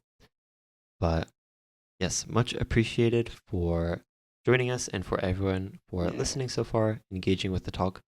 And I think we will take a short intermission of yeah. no talking for a while for around half an Alright. hour, and then we will come back for the last two talks of the day. But yes, thank you all for being here and showing interest. If you'd like to support us, the absolute best thing you can do is just to spread the word about this event with anyone you think might appreciate it. And yeah, thanks again, Chikao, Yeah, for joining us for this yeah. talk. Thank you for inviting me here as well. It's been a pleasant experience. Yeah, I think that was super cool. Clap, clap. Thank you, everyone. Yeah. Alright. All Alright. right. We'll take a short break then before our next speaker.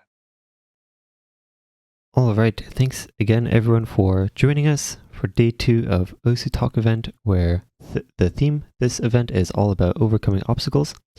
So, joining us for the next talk is Liability, who will be discussing self limiting beliefs and how I think a lot of people impose them upon themselves, and that can really limit and create obstacles for themselves and their improvement. So, Liability, I will leave you to your talk, and thank you everyone for being here. All right. I hope everyone's doing well. One of the biggest obstacles to overcome, in my opinion, since this is about overcoming obstacles, is your mindset, your mental state, and doubting yourself specifically. At least for me, I've always had issues with doubting myself, and a lot of top players too. And I figured, if a lot of the top players doubt themselves, why would I feel like most of the OSU player base is affected by this. So we've seen things like imposter syndrome affect top players. And basically, if you don't know what it is, imposter syndrome is basically where you feel you don't deserve to be where you're at and that it'd be better off like going to somebody else. And this has affected players like Fire Age and BTMC from time to time. And especially we see it on Twitter. Um, but in doubting yourself affects and imposter syndrome is basically a type of doubt that you can have in yourself, and it affects almost every OC player at some point. I feel like me especially, and a lot of top players, a lot of 4 digits and 3 digits who want to become a top player. They doubt themselves, like, oh, can I really do this? Can I really get to this level? I don't think I can. And it's not that's not the answer that you should have for yourself, that, oh, I can't do this, there's no way, because it's just not true. You can get to the level you want if you put your mind to it. You will eventually become a top player, get to the level that you want to be if you put your mind to it and you work hard and stuff like that, and you know read information that other top players are offering. Like Digital Hypno offers a lot of information That's the first example that comes to mind since he's obviously here hosting this event. He gives a lot of information, and we're honestly spoiled as OSU players to be able to get this information so easily. And positive affirmation is the most important thing when doubting yourself. Positive affirmation is basically where you just like tell yourself that I got this, I can do it. And even if it's a faking, like you don't actually believe that you can do it, just saying the words I can do it, it improves your mindset a lot. Even if it's kind of a fake it till you make it sort of thing sometimes, because sometimes you don't believe that you can do it. But if you just say I can do it, I got this, if I practice, I can get here, then your mind will just be tricked basically into believing it, and it's very useful. One thing that's helped me a lot is meditation. I this is, and I know some people might hear that and think it's kind of try hard, but if, honestly, it's not. I feel like in general, not just for OSU, but in general, meditating is very good. I'm not a spiritual person, but meditating is like it can be perceived as spiritual, but it's really not. It's like calming, basically. If you're having trouble, meditating in the morning can lead you with a happy and positive state of mind. And I remember watching Bubbleman's OSU tournament interview, and he touched on meditation and said that he does it before matches and and big OSU sessions. He said it makes him calmer. And I tried it out because of this. It actually inspired me to try it out a little bit because I was like, man, Bubbleman is one of my favorite tournament players. And if he gets his calm, because I know Bubbleman never gets nervous. And if he gets this calmness from meditating, I think I should try it out because I used to have problems with nerves. And it works, actually. I don't really get nervous before tournament matches. I feel happier when I'm playing Osu. I don't doubt myself as much. It's very, very good, and I feel like it improves my mental state quite a bit. Um, and I'm gonna tell my story how I got here and the mental struggles that I had along the way because everyone has it. You know, when you're grinding to the top, you're always gonna encounter that sort of doubting yourself and the negative thoughts.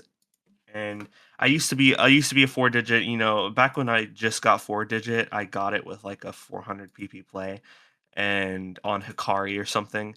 And I was never really worried anything about this time, so I'm gonna fast forward to about like 3K, 2K. I started playing tournaments around this time, and playing tournaments and losing because I was a new tournament player. It really got to me for some reason. I mean, when you first start playing tournaments, you should always expect to lose a lot because you're not gonna be like that used to it. But it affected me a lot, and it kind of made me quit a little bit. It made me quit for a little bit, and it wasn't fun. It wasn't good, and eventually eventually I started positively affirming myself because I was actually having a lot of trouble at this time with my mental state outside of OC2. And so I tried things out, and I tried these methods out, and it worked for me. And I started to slowly improve my mental state and improve the doubting myself. I talk about imposter syndrome and stuff like that. Sus.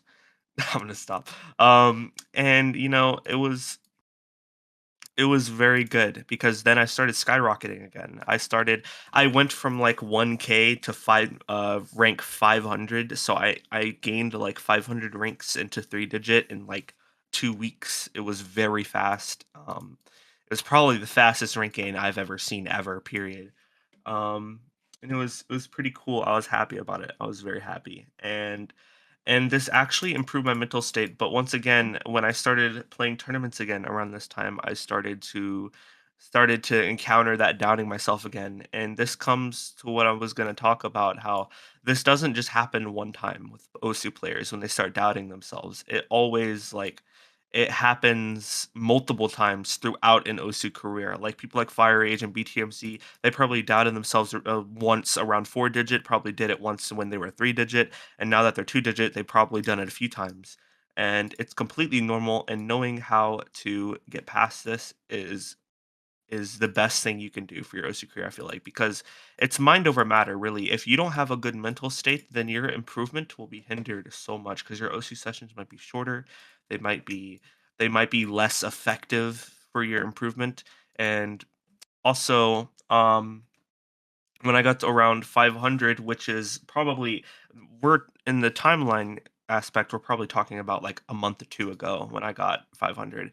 I actually started to do this again. I started to do the doubting, so this is pretty recent.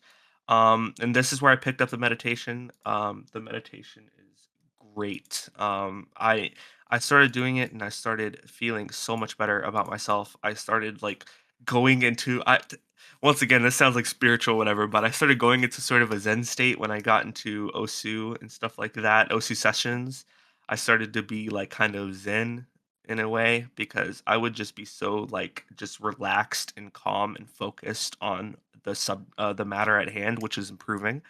Um, and it worked really well. And here we are now. I'm about to rank 400. I'm not really focusing on rank. I'm focusing more on tournaments, and I've improved so much at tournaments because I've been positively affirming myself and I feel great. I feel great mentally. I'm so motivated and I feel like stuff like meditation and mainly and you don't have meditation isn't the only way to do it. But I feel like positively affirming yourself is enough. If you positively affirm yourself, you can get almost anywhere, really. I mean, it is mind over matter. That is like one of my biggest things to say because it is so important to just think positive things. It will literally trick your brain into being the most positive thing and it's very positive for improving.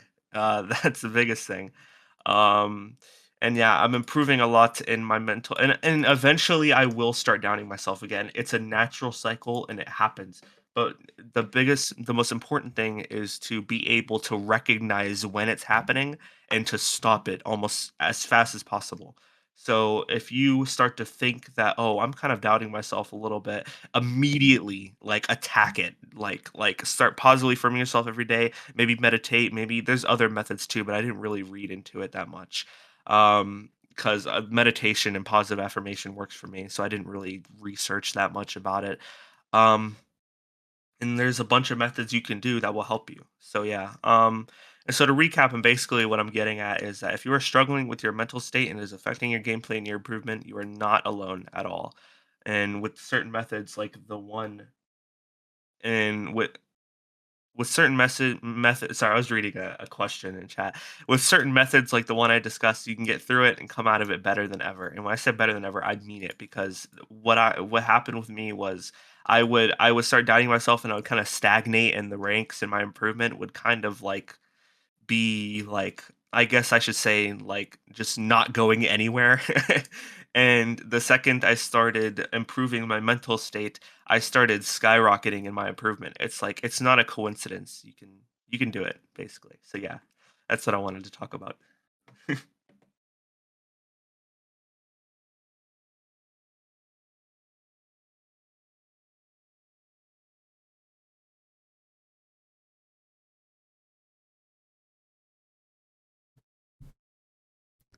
All right, I'm back from the dead.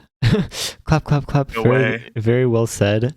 I think I appreciate the emphasis that you put on almost like forcing yourself to break those false beliefs if you need to, but like really having the confidence more than anything else to know that you have what it takes to achieve things that are possible. And I think also interestingly, you mentioned towards the beginning of your talk how if top players are doubting themselves, then it creates that expectation on others as well that like either it's normal to doubt yourself or even like it's a characteristic of a top player. So if you want to be good, then you must also doubt yourself, which also obviously has its flaws as a line of reasoning. But yeah, I think it's definitely an interesting point that you brought up. No. Hold on, hold on. I want to say something. I Oh, was okay. saying, yeah, I was saying, maybe I worded it wrong. I'm tired. I just woke up. No, you're good. Yeah, when I said that, if what I meant to say was if top players are doing it, then that means it's probably very common and it's probably a big issue because there's a lot of top players that do it. Oh, And I see. yeah, so basically if a lot of top players do it, then that means definitely a lot of 4 digits and 3 digits do it and 5 digits, etc. That's what Oh, basically. all right, got it. So it's probably very common is what I was trying to get at basically. Yeah. Right. Okay, good point for sure. Um, and touching on meditation as well, I think it's, as you mentioned, something that's misunderstood, but really all meditation is focusing your mind on a single point or a single object or thing.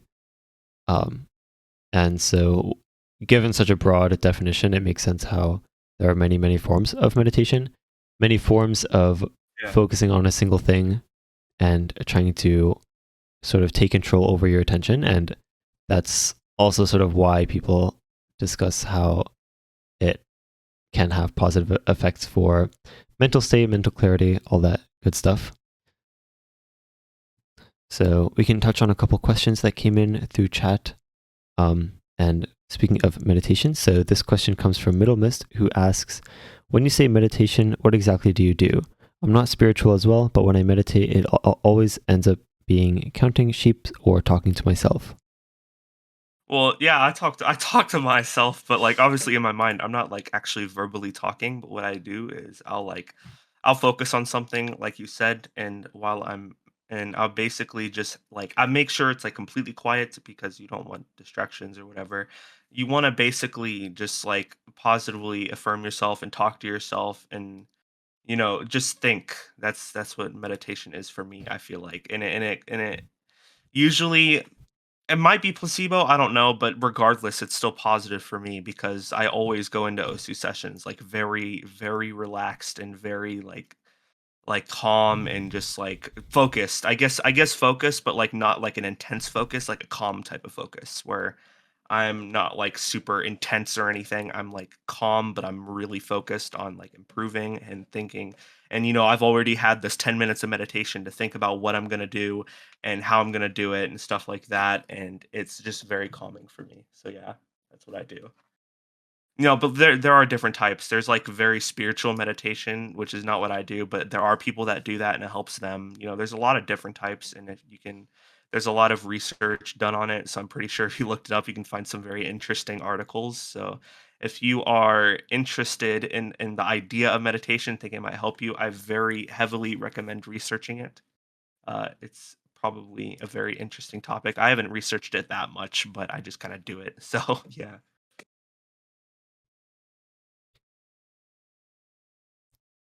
All right, another question came in from Serious Nip, who asks, I was once in a situation where I had to play a match with a very bad mental state, and what I did was faking confidence, and it kind of worked, but not really. Do you think that faking confidence would be a good solution to raising your mental for a short period of time? Ooh, for a short period of time. So temporary mental.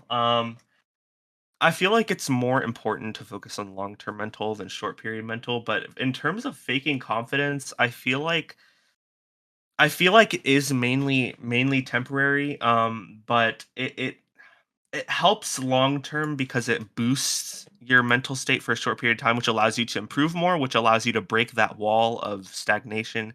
Maybe you're not going through the ranks fast enough. Whatever it is, it's causing you to doubt yourself. Maybe you're not improving in tournaments. I feel like getting that short boost of mental is what you need to get a little bit of improvement so that when the short boost of mental maybe goes away, then you have basically you've already improved because of that short boost of mental. So your mental state long term isn't as bad as it was previously. Is basically what I think about it. But it's different for everybody, and maybe it didn't work for you. I feel like there's a lot of faking confidence doesn't work for everybody. I've seen people try to do it, especially playing in tournaments on team tournaments with my teammates. They might try to do it, but it might not work for them. Honestly, that's what I do. I haven't done that much research. I don't know what other really good methods there are. I know there are some, but I'm sure like somebody like Digital Hypno or Bubble Man or some big tournament players would know. But that's what works for me, so I've kind of never really done anything else. So yeah. But I think for a short period of time it is helpful, and I think that also helps long term because you get to break that wall of improvement and you get to improve more in that short period of time, which eventually will make you doubt yourself less, I feel like. Once again, it's different for everybody though. So yeah. Yeah, I think confidence is one of the things that people refer to when they say fake it till you make it. Yeah. I think especially with like the interesting thing about faking confidence is that it will allow you to push past any fears and doubts that you have. and in doing so, it puts you in more situations where you have the opportunity to succeed. And when you do succeed, then that creates natural confidence and more long-standing confidence as well. So Yeah, that's what I was saying, and that's referring to tournament, or well, not just tournaments, but also just improvement in OC sessions in general. That short boost of confidence you get will make you improve, and you will break that wall, like I said, and because you improved in that short boost of your mind, your mental state will be better than it was previously. Even after the short boost of confidence kind of wavers out, you'll have more improvement than previously, so you'll doubt yourself less, and that's better for your long term, in my opinion. So yeah, that's kind of what I was saying. I agree a lot. yeah, there's an interesting relationship between confidence, practicing more, and enjoying what you're doing more, where especially if you're a beginner at something, then you don't have the confidence and you're not very good. And so the only way to really enter that cycle is to do the activity more. Although I think a lack of confidence, Play more. yes, lack of confidence is often what scares people away from entering that cycle of doing the activity more, getting better, and developing confidence and having more fun, which then leads to you doing even more, and then the cycle continues. But specifically regarding your question of does raising your mental temporarily, or is it a good idea to raise confidence temporarily using fake confidence, basically? For a short period of time, it does help, but you will find that if you continue using fake confidence for temporary improvements in your mental, then it will gradually become more long-standing as well. Yeah. All Totally right. agree. Next question comes in from Bruce Stratz, who asks, in your experience, does focusing on a growth mindset help with self-doubt? So I'll let you answer this question, but assuming you're familiar with what fixed and growth mindsets are, could you give a sort of definition to those so that everyone I have is on no the same clue. page? No, I know you talked about it before, man, but I have no clue what a growth mindset is. Is that Okay. like open-minded sort of thing? Okay, so I know you've talked about this before, so. yeah, okay, I'll tackle this question then. So All right, cool. Yeah.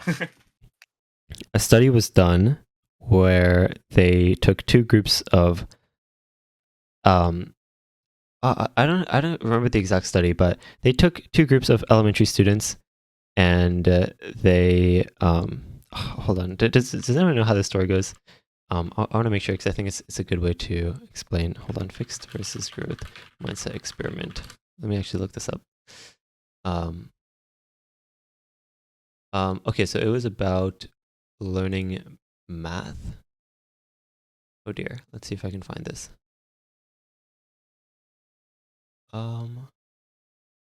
Growth mindset leads to better math grades.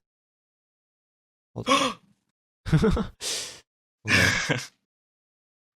on. So, okay. So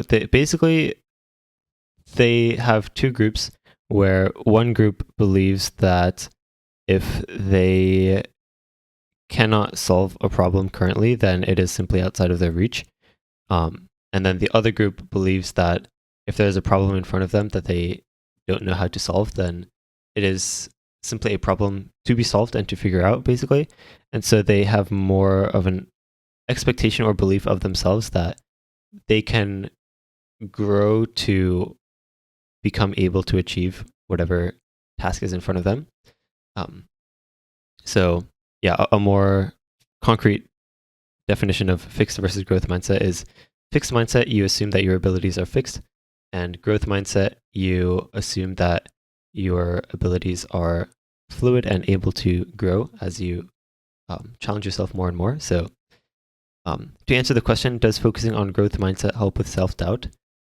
To be honest, I think that self-doubt is baked into, or I guess a lack of self-doubt is baked into the nature of growth mindset, where I think you would have to ask yourself what exactly you're doubting about yourself, and especially if the doubt is related to whether or not you will be able to achieve or improve to a certain degree at all, then I think that is really where um, the relationship between like fixed versus growth mindset exists in the first place. So yeah, I definitely the short answer to the question would be yes, that focusing on growth mindset definitely does help with self-doubt for that reason.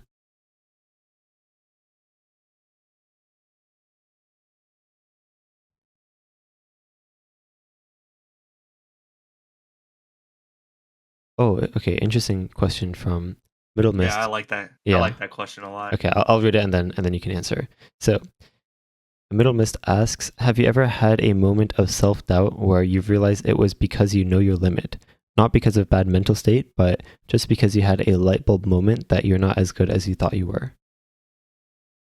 Yeah, so I like the not as good as you thought you were part. I feel like that's something that a lot of people run into where they overestimate like how good they are, and I feel like that's something you really have to try your best to avoid, because if you do that, then I feel like it will cause self-doubt, because then you'll be like, "Oh, if I think I'm better than I am, then there's no way I'm better than these guys," or something like that, you know what I mean?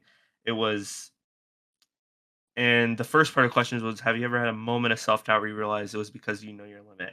I've honestly never I can talk about it, but I've honestly never experienced like overestimating my limits and stuff like that.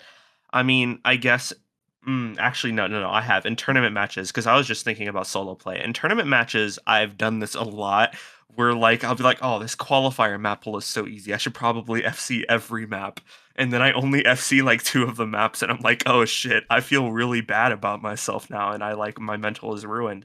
And it'll in doing this, my mental is like just completely ruined, and I can't play OSU for the rest of the day because it really affects me. It really does. And I feel like overestimating yourself, you should not play OSU with that many expectations. I've seen top players touch on this a lot where like, expectations can sometimes ruin your play. And it causes what I was talking about, self-doubt. I mean, that's one of the biggest things that it causes is you start doubting yourself, you start being like, "Oh, can I yeah, you know what I mean." And so playing with not that many expectations, or at least you can have expectations, but not like super good ones, like, oh, I'm gonna FC every map, or I'm gonna do this or that, or I'm gonna get like 5 top plays a day. You know what I mean? It's very important to preserving your mental state. And yeah, I really like that question. That's a good question. Yeah, that's really all I have to say about it. Yeah, I agreed. A couple people in the chat mentioned the Dunning-Kruger effect as well, which I think is important to understand in the context of this question of sort of realizing at some point that you're not as good as you thought you were. Basically, the Dunning-Kruger effect is that when you're really, really new and you gain a little bit of knowledge about that thing that you're learning, then you believe that you're very competent. A lot of it has to do with not knowing what you don't know. And Right. I think that, I mean, you can Google Dunning-Kruger effect and you'll see the chart of sort of the concept that will describe it much better than I can with words.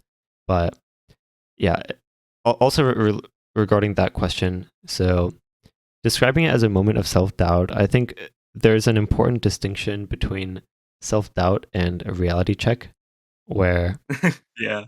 I think they have different functions or use cases, where I think self-doubt is where you by default would have like a neutral level of confidence in yourself, and then you instead have a very negative or like lower than reality expectations of yourself. And then a reality check is where your expectations are much higher than reality, and then as the name implies, it sort of knocks you down. So in both cases, your expectations are being lowered, but one of them is lowering from neutral to negative, and then the other is lowering from um, far beyond reality to more aligned with reality. So, yeah, but to answer the question, it definitely exists where you, like, in learning more about your limits, you are sort of humbled in a way, or you're able to have a greater perspective and appreciation of not only what you're able to do, but what you are currently not able to do. So, yes, that would be my answer to that question.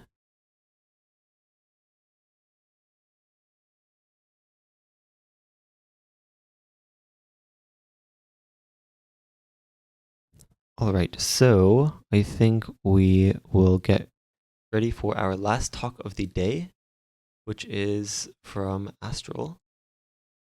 Thank you for having me, man. Much appreciated. Yeah, much appreciated, Liability, for your insight and your personal anecdotes on the story. I think it's something that can be of use, especially the specific examples that you gave in ways that you were able to overcome your self-doubt.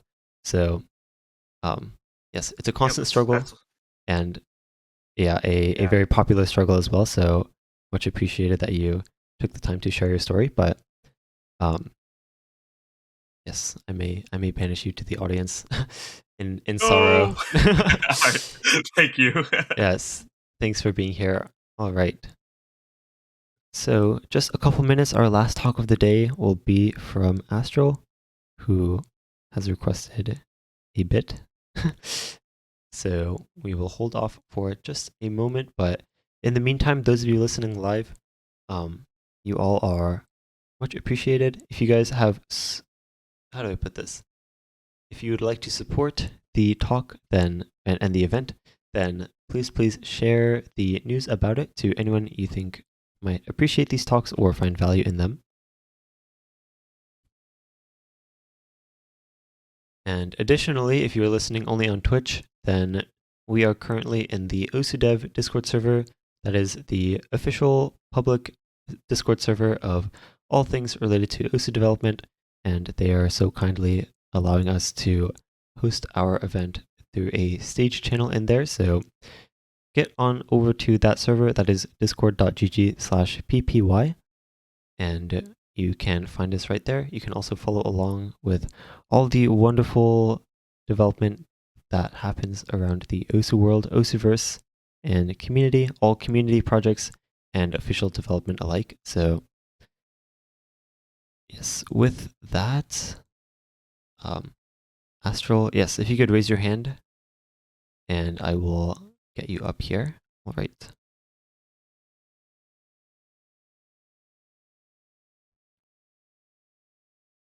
Hello. Hello. All right.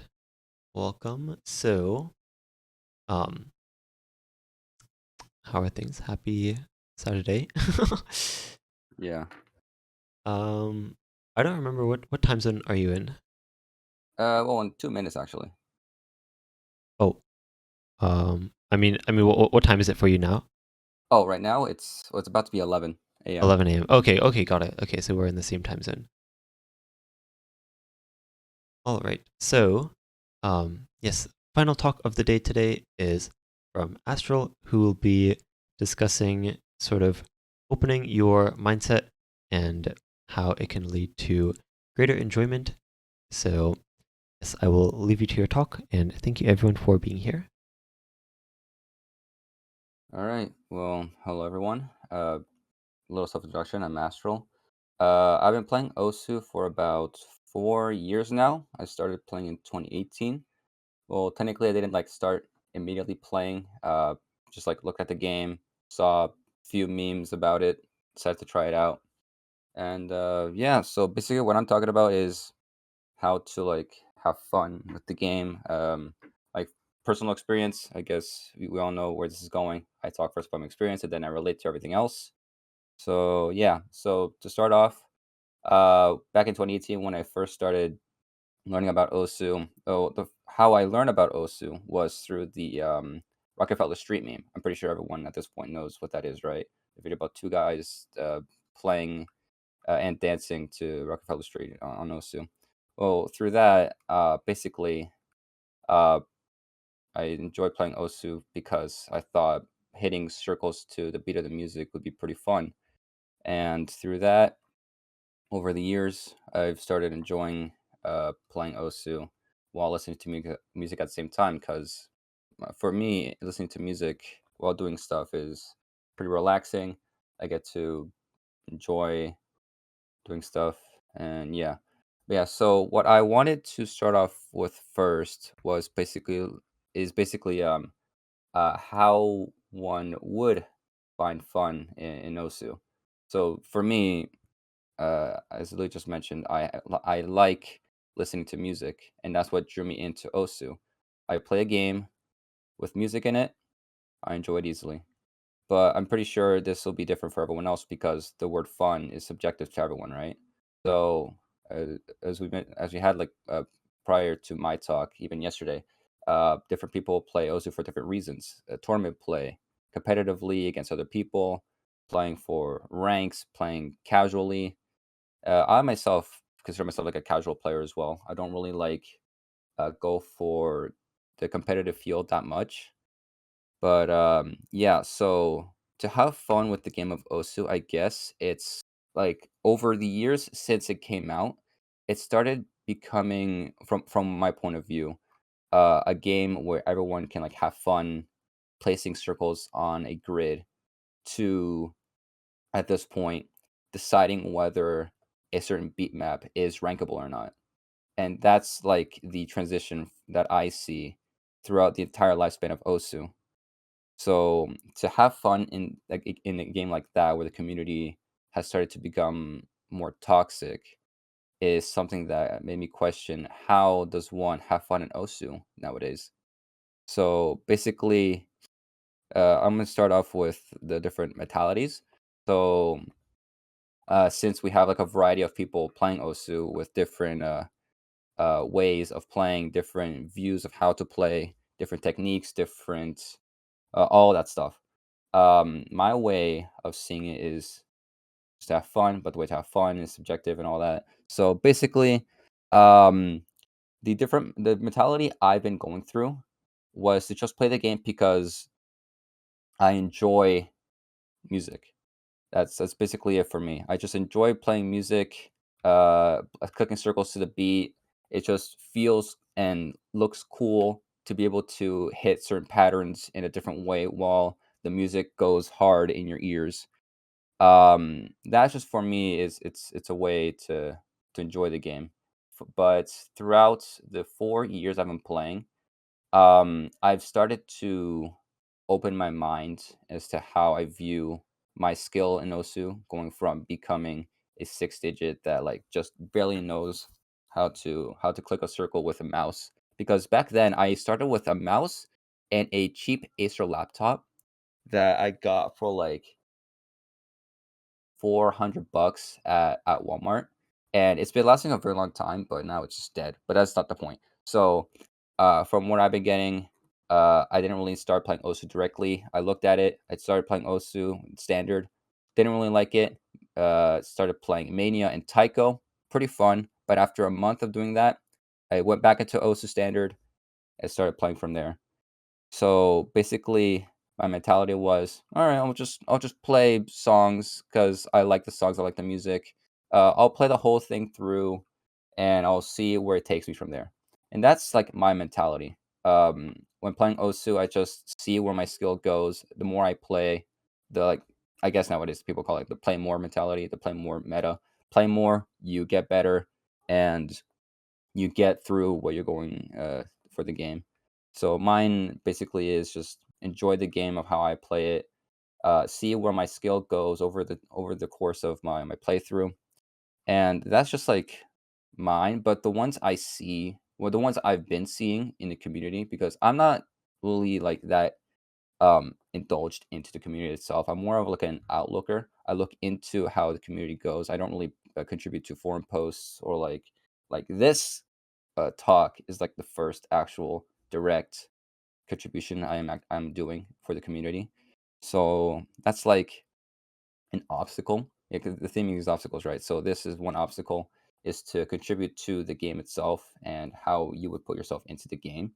So mine is basically just enjoying the music, playing the game, see how everything goes.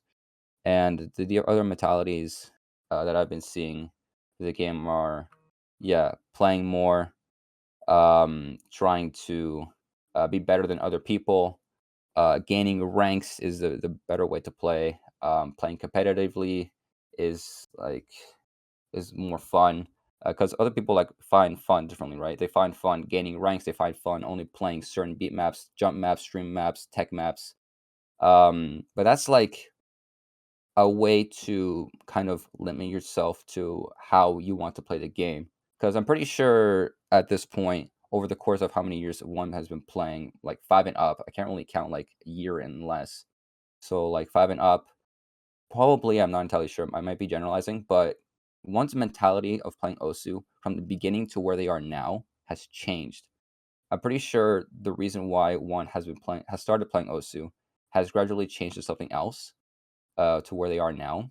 For me, it's like it's kind of stayed the same, but I've also been trying to like think of how I could get better at the game to be able to become like I don't know, like a top player or whatever, gaining ranks, bigger number, better person, as some people would say.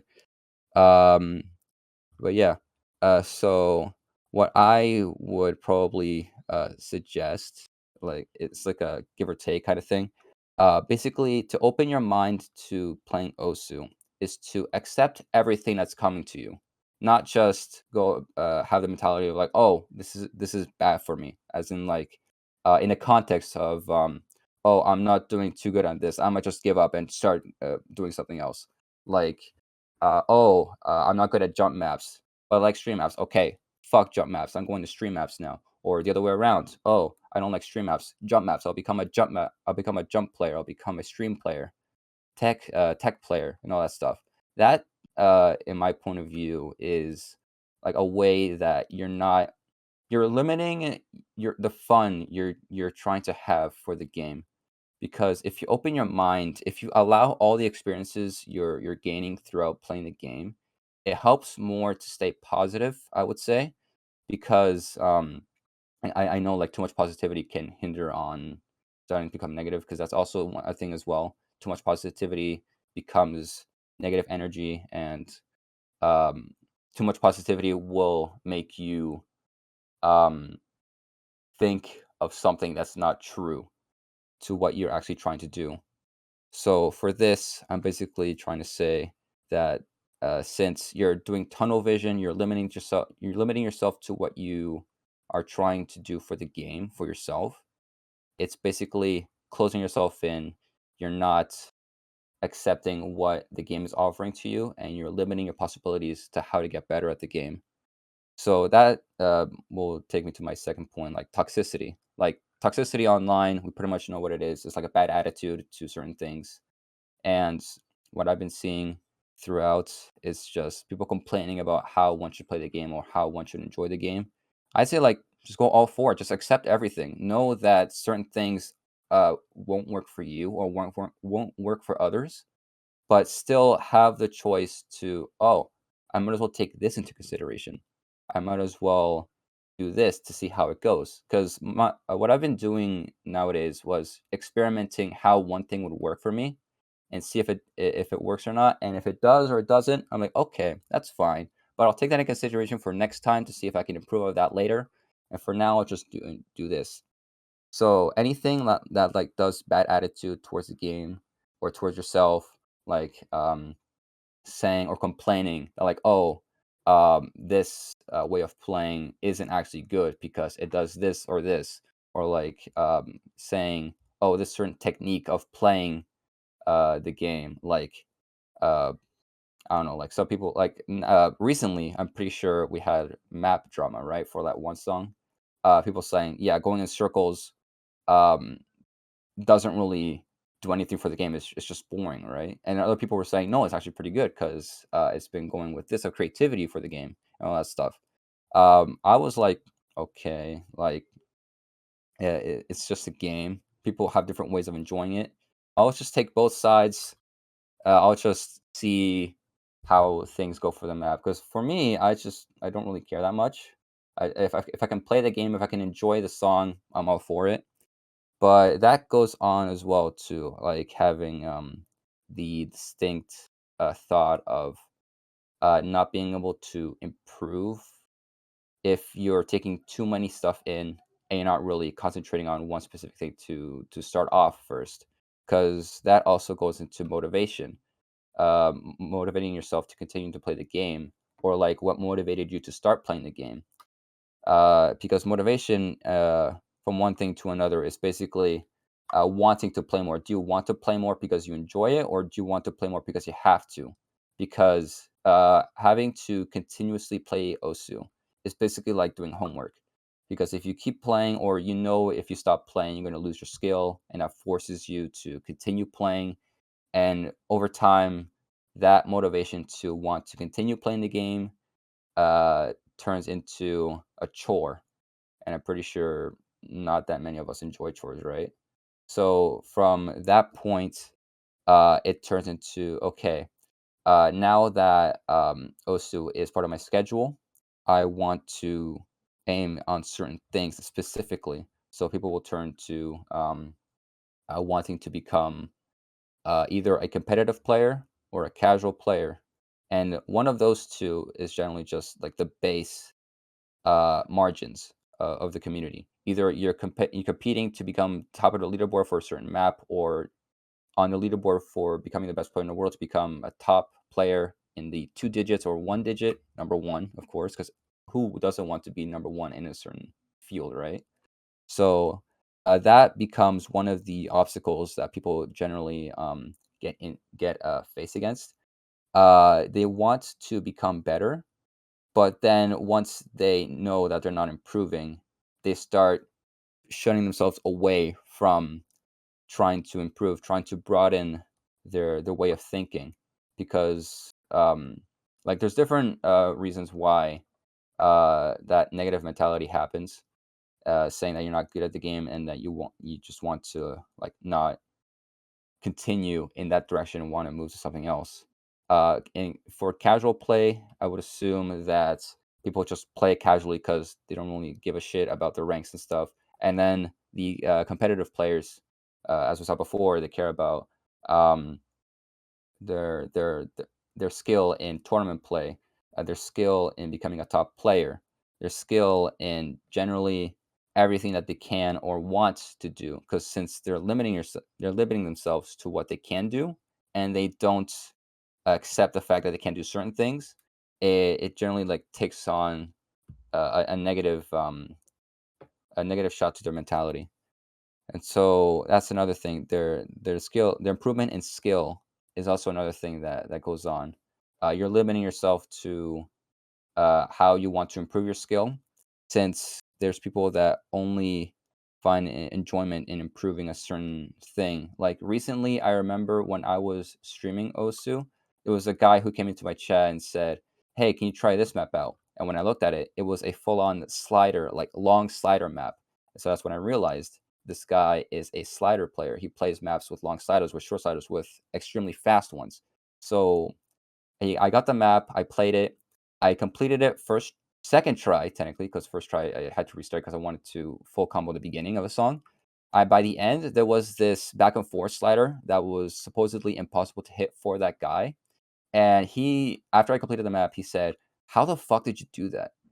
And me just casually passing it without like really caring about if I would pass it or not. I was like, I don't know, I just did it. I've been playing for 4 years. I've opened my mind to certain skill sets, see where everything goes, and yeah, I just did it. So that's kind of the thing that got me thinking. How do people enjoy the game by just limiting themselves to one certain specific skill set and not caring about everything else? So that's another thing that I would like to suggest for others, is to find ways to improve that you can enjoy without saying I'm not doing this because I don't enjoy it. Because another thing that happens in any community, like in Valorant, League, fucking, I don't know, any type of game. People are saying, "Oh, this game sucks." But why does it suck? Is it because the game is actually bad or just you suck? Right? So either you suck at the game or you think the game sucks because it just sucks. And that's one other mentality that I think people are getting themselves into. They think that the game is bad, that they're not improving, and it's like, fuck it, I'm gonna just uh, not give a shit and do something else and move on. That's another obstacle that people have to try at least to surpass a little bit, is to just um, say, okay, I suck at this, but why? I'm gonna see how I can improve and surpass this block that I'm going up against. And so they go into this way of changing their setup, changing their play style, their grip, the way of tapping, going from middle and index to middle and ring finger, playing improvement maps like triangle maps, square maps, stamina stream maps, space stream maps. All those stuff are ways that people would want to improve at a specific skill set, but is what other people like would also like try and like broaden their skill range and see what else they could do. And so from there, I'd say like the other mentality would be uh, playing for PP, playing for to become popular at the game. But I'm going to touch on that a little bit later. But right now, PP, people are playing to gain ranks, and they think, oh, I'm a play for ranks because I want to be the best, and that's where another issue comes in. You're playing for ranks, you're farming, you only care about farming, and then you start getting into the thought process of, yeah, no, I'm gonna just farm because I like adrenaline, dopamine go up. Oh, me likey, monkey mode. And that's pretty much a way of saying, I'm just limiting myself to this because I enjoy this type of rush. I don't care about anything else. And to me, like, I've been saying to some people, why do you want to farm so much? I have a friend who got into OSU, and recently he stopped because he doesn't find enjoyment in the game anymore. And his form of fun was PP farming. And I'm like, but why do you PP farm? And the way I've been going about it was, I just enjoy the game, and I see PP as a reward for um my enjoyment of the game, my own achievements that I've put into the game, that I've received from the game, and everything that I've gained through playing OSU throughout the years was through my merit, because I did this the way I wanted to, and the PP just comes naturally. The skill just comes naturally. Everything is natural in the game, and it boils down to experimenting different ways of playing.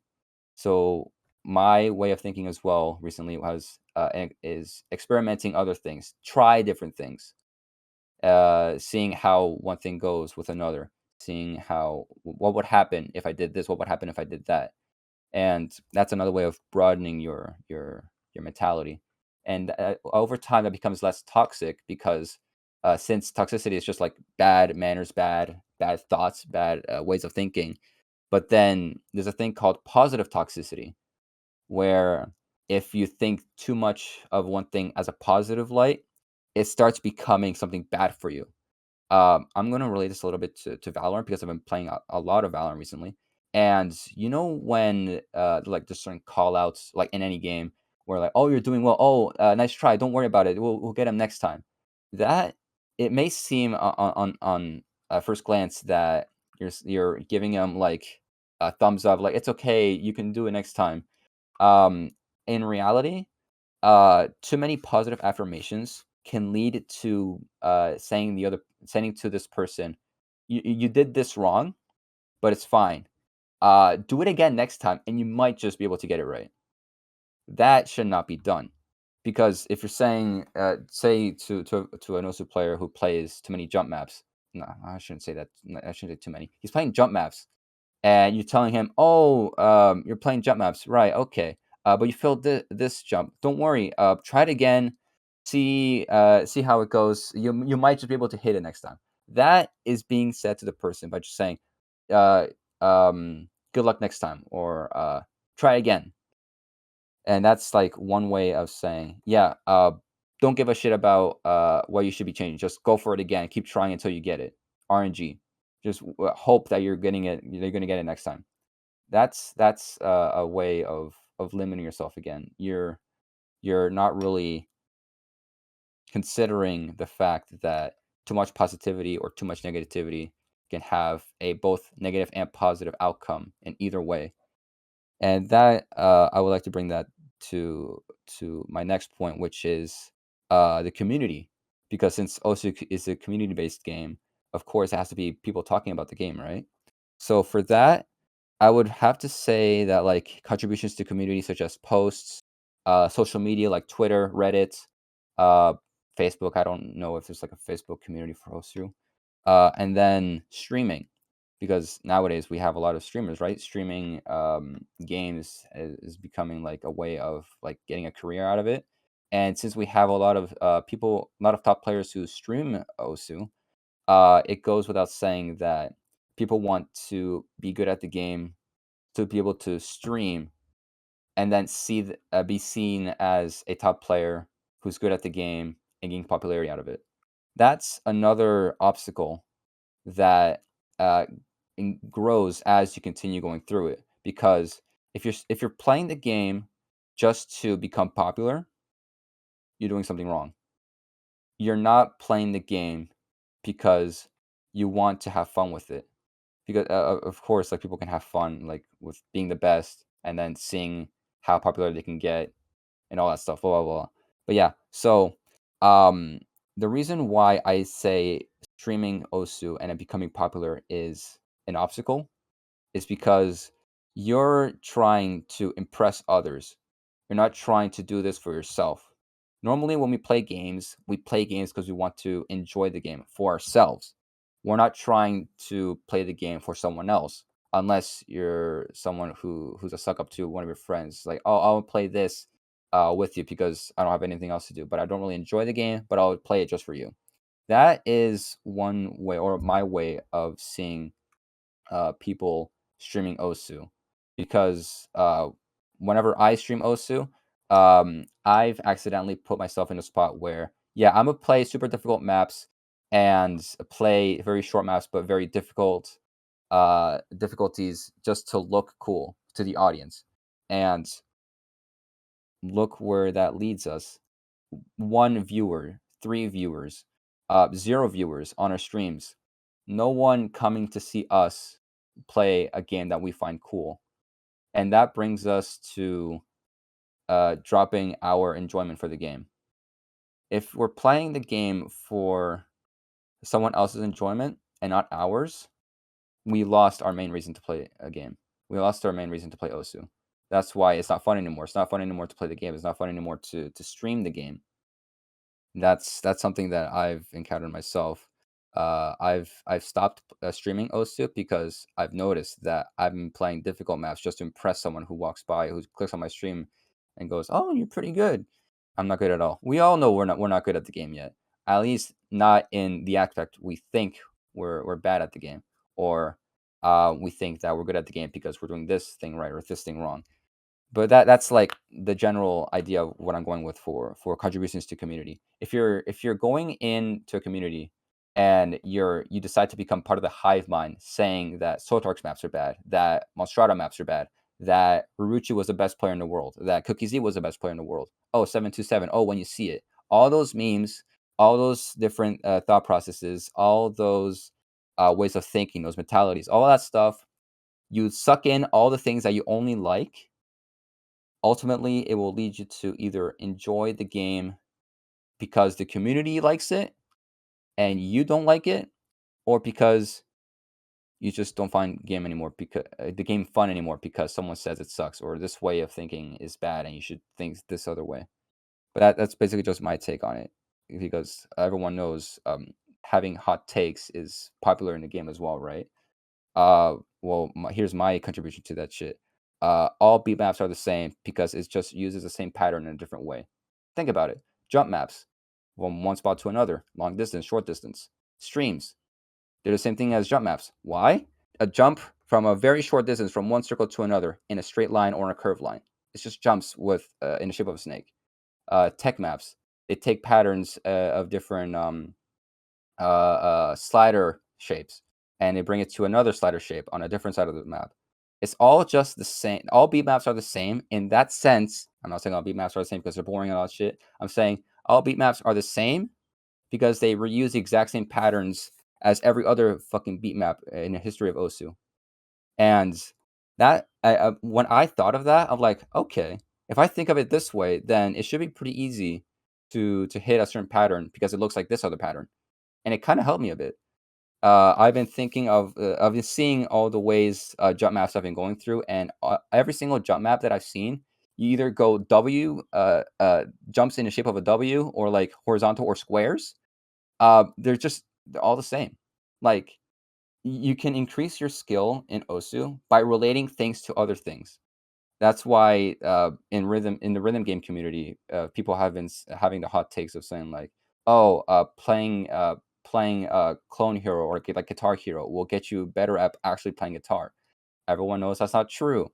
Oh, you play Mania? Oh, you're going to be good at piano. Also not true. In the sense that playing piano will help you, playing Mania will help you play better at piano. They're kind of right, but at the same time, they're not extremely right. They're only right in the sense that you're going to get used to finger motion and, what the fuck's that word called? Muscle memory.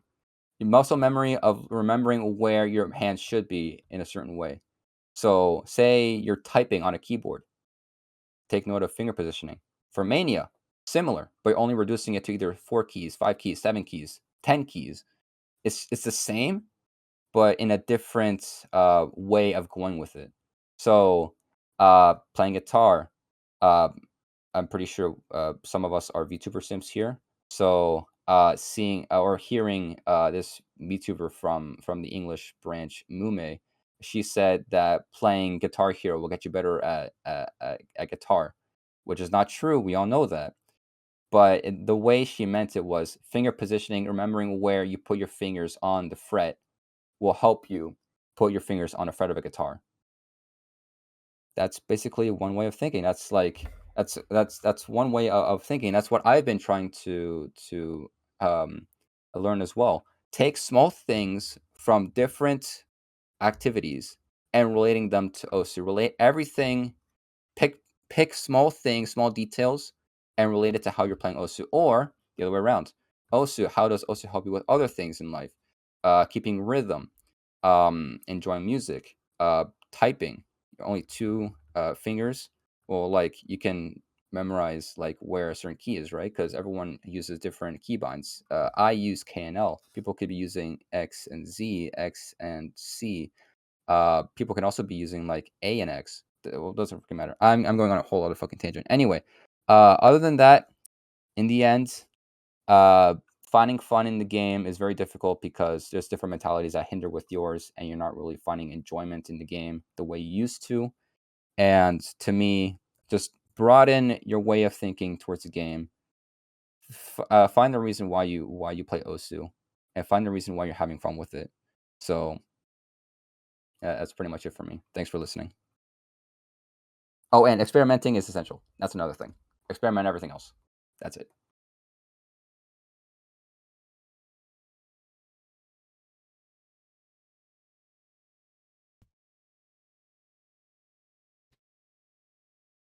All right, I am back. Lots of good points that you made. So I wanted to sort of either touch on or clarify a couple of them. So Yeah. I think a sort of core theme that I got out of your talk was I think a lot of it had to do with identity, in the sense that oftentimes people identify with certain types of playing, and so they limit the like tasks, or they limit the variety of things that they do based on whether or not it conforms to that specific identity. Like if you Yeah. identify as a jump player, then you limit yourself to only jumps, and that can obviously limit you towards, or limit you from experiencing what else might be out there that you could also have fun with. So yeah, and especially as you mentioned, experimenting and just generally opening your mindset. A lot of it, I think, also relates to sort of having this childlike curiosity. I think there's a term for it, but I'm not exactly sure. Where it, I think it's really just as you described, where you want to have your mind open to possibilities and not reject new or um, un, unfamiliar ways of doing things just because it's not how you typically do things. So Yeah. yeah, like eating a single type of food. Yeah, a good example is let's say you like the very first food that you eat, everything else sort of you sort of block everything else off because you just sort of it's not something you've done before. Um, but yeah, I think you'll never know what you can discover if you check out the grass on the other side. Yeah. Yeah, I like the other comment that someone said earlier. Almost like maining a particular fighting game character. Yeah, same thing. Different fighting styles. See what else you could do with a way of playing. You either become a camper in a corner or you become someone who just bams a one move. Right. And of course that's not to say that you shouldn't have your preferences because everyone has the few things that they are naturally drawn towards, but I think allowing yourself to not place judgment on the things that people do, especially based on whether or not it is aligned with how you view the world. I think if everyone could adopt a more open mentality, then the world would be a better place. Yeah. But then again, to each their own. People will prefer certain things over another. Not everyone can open their mind, right?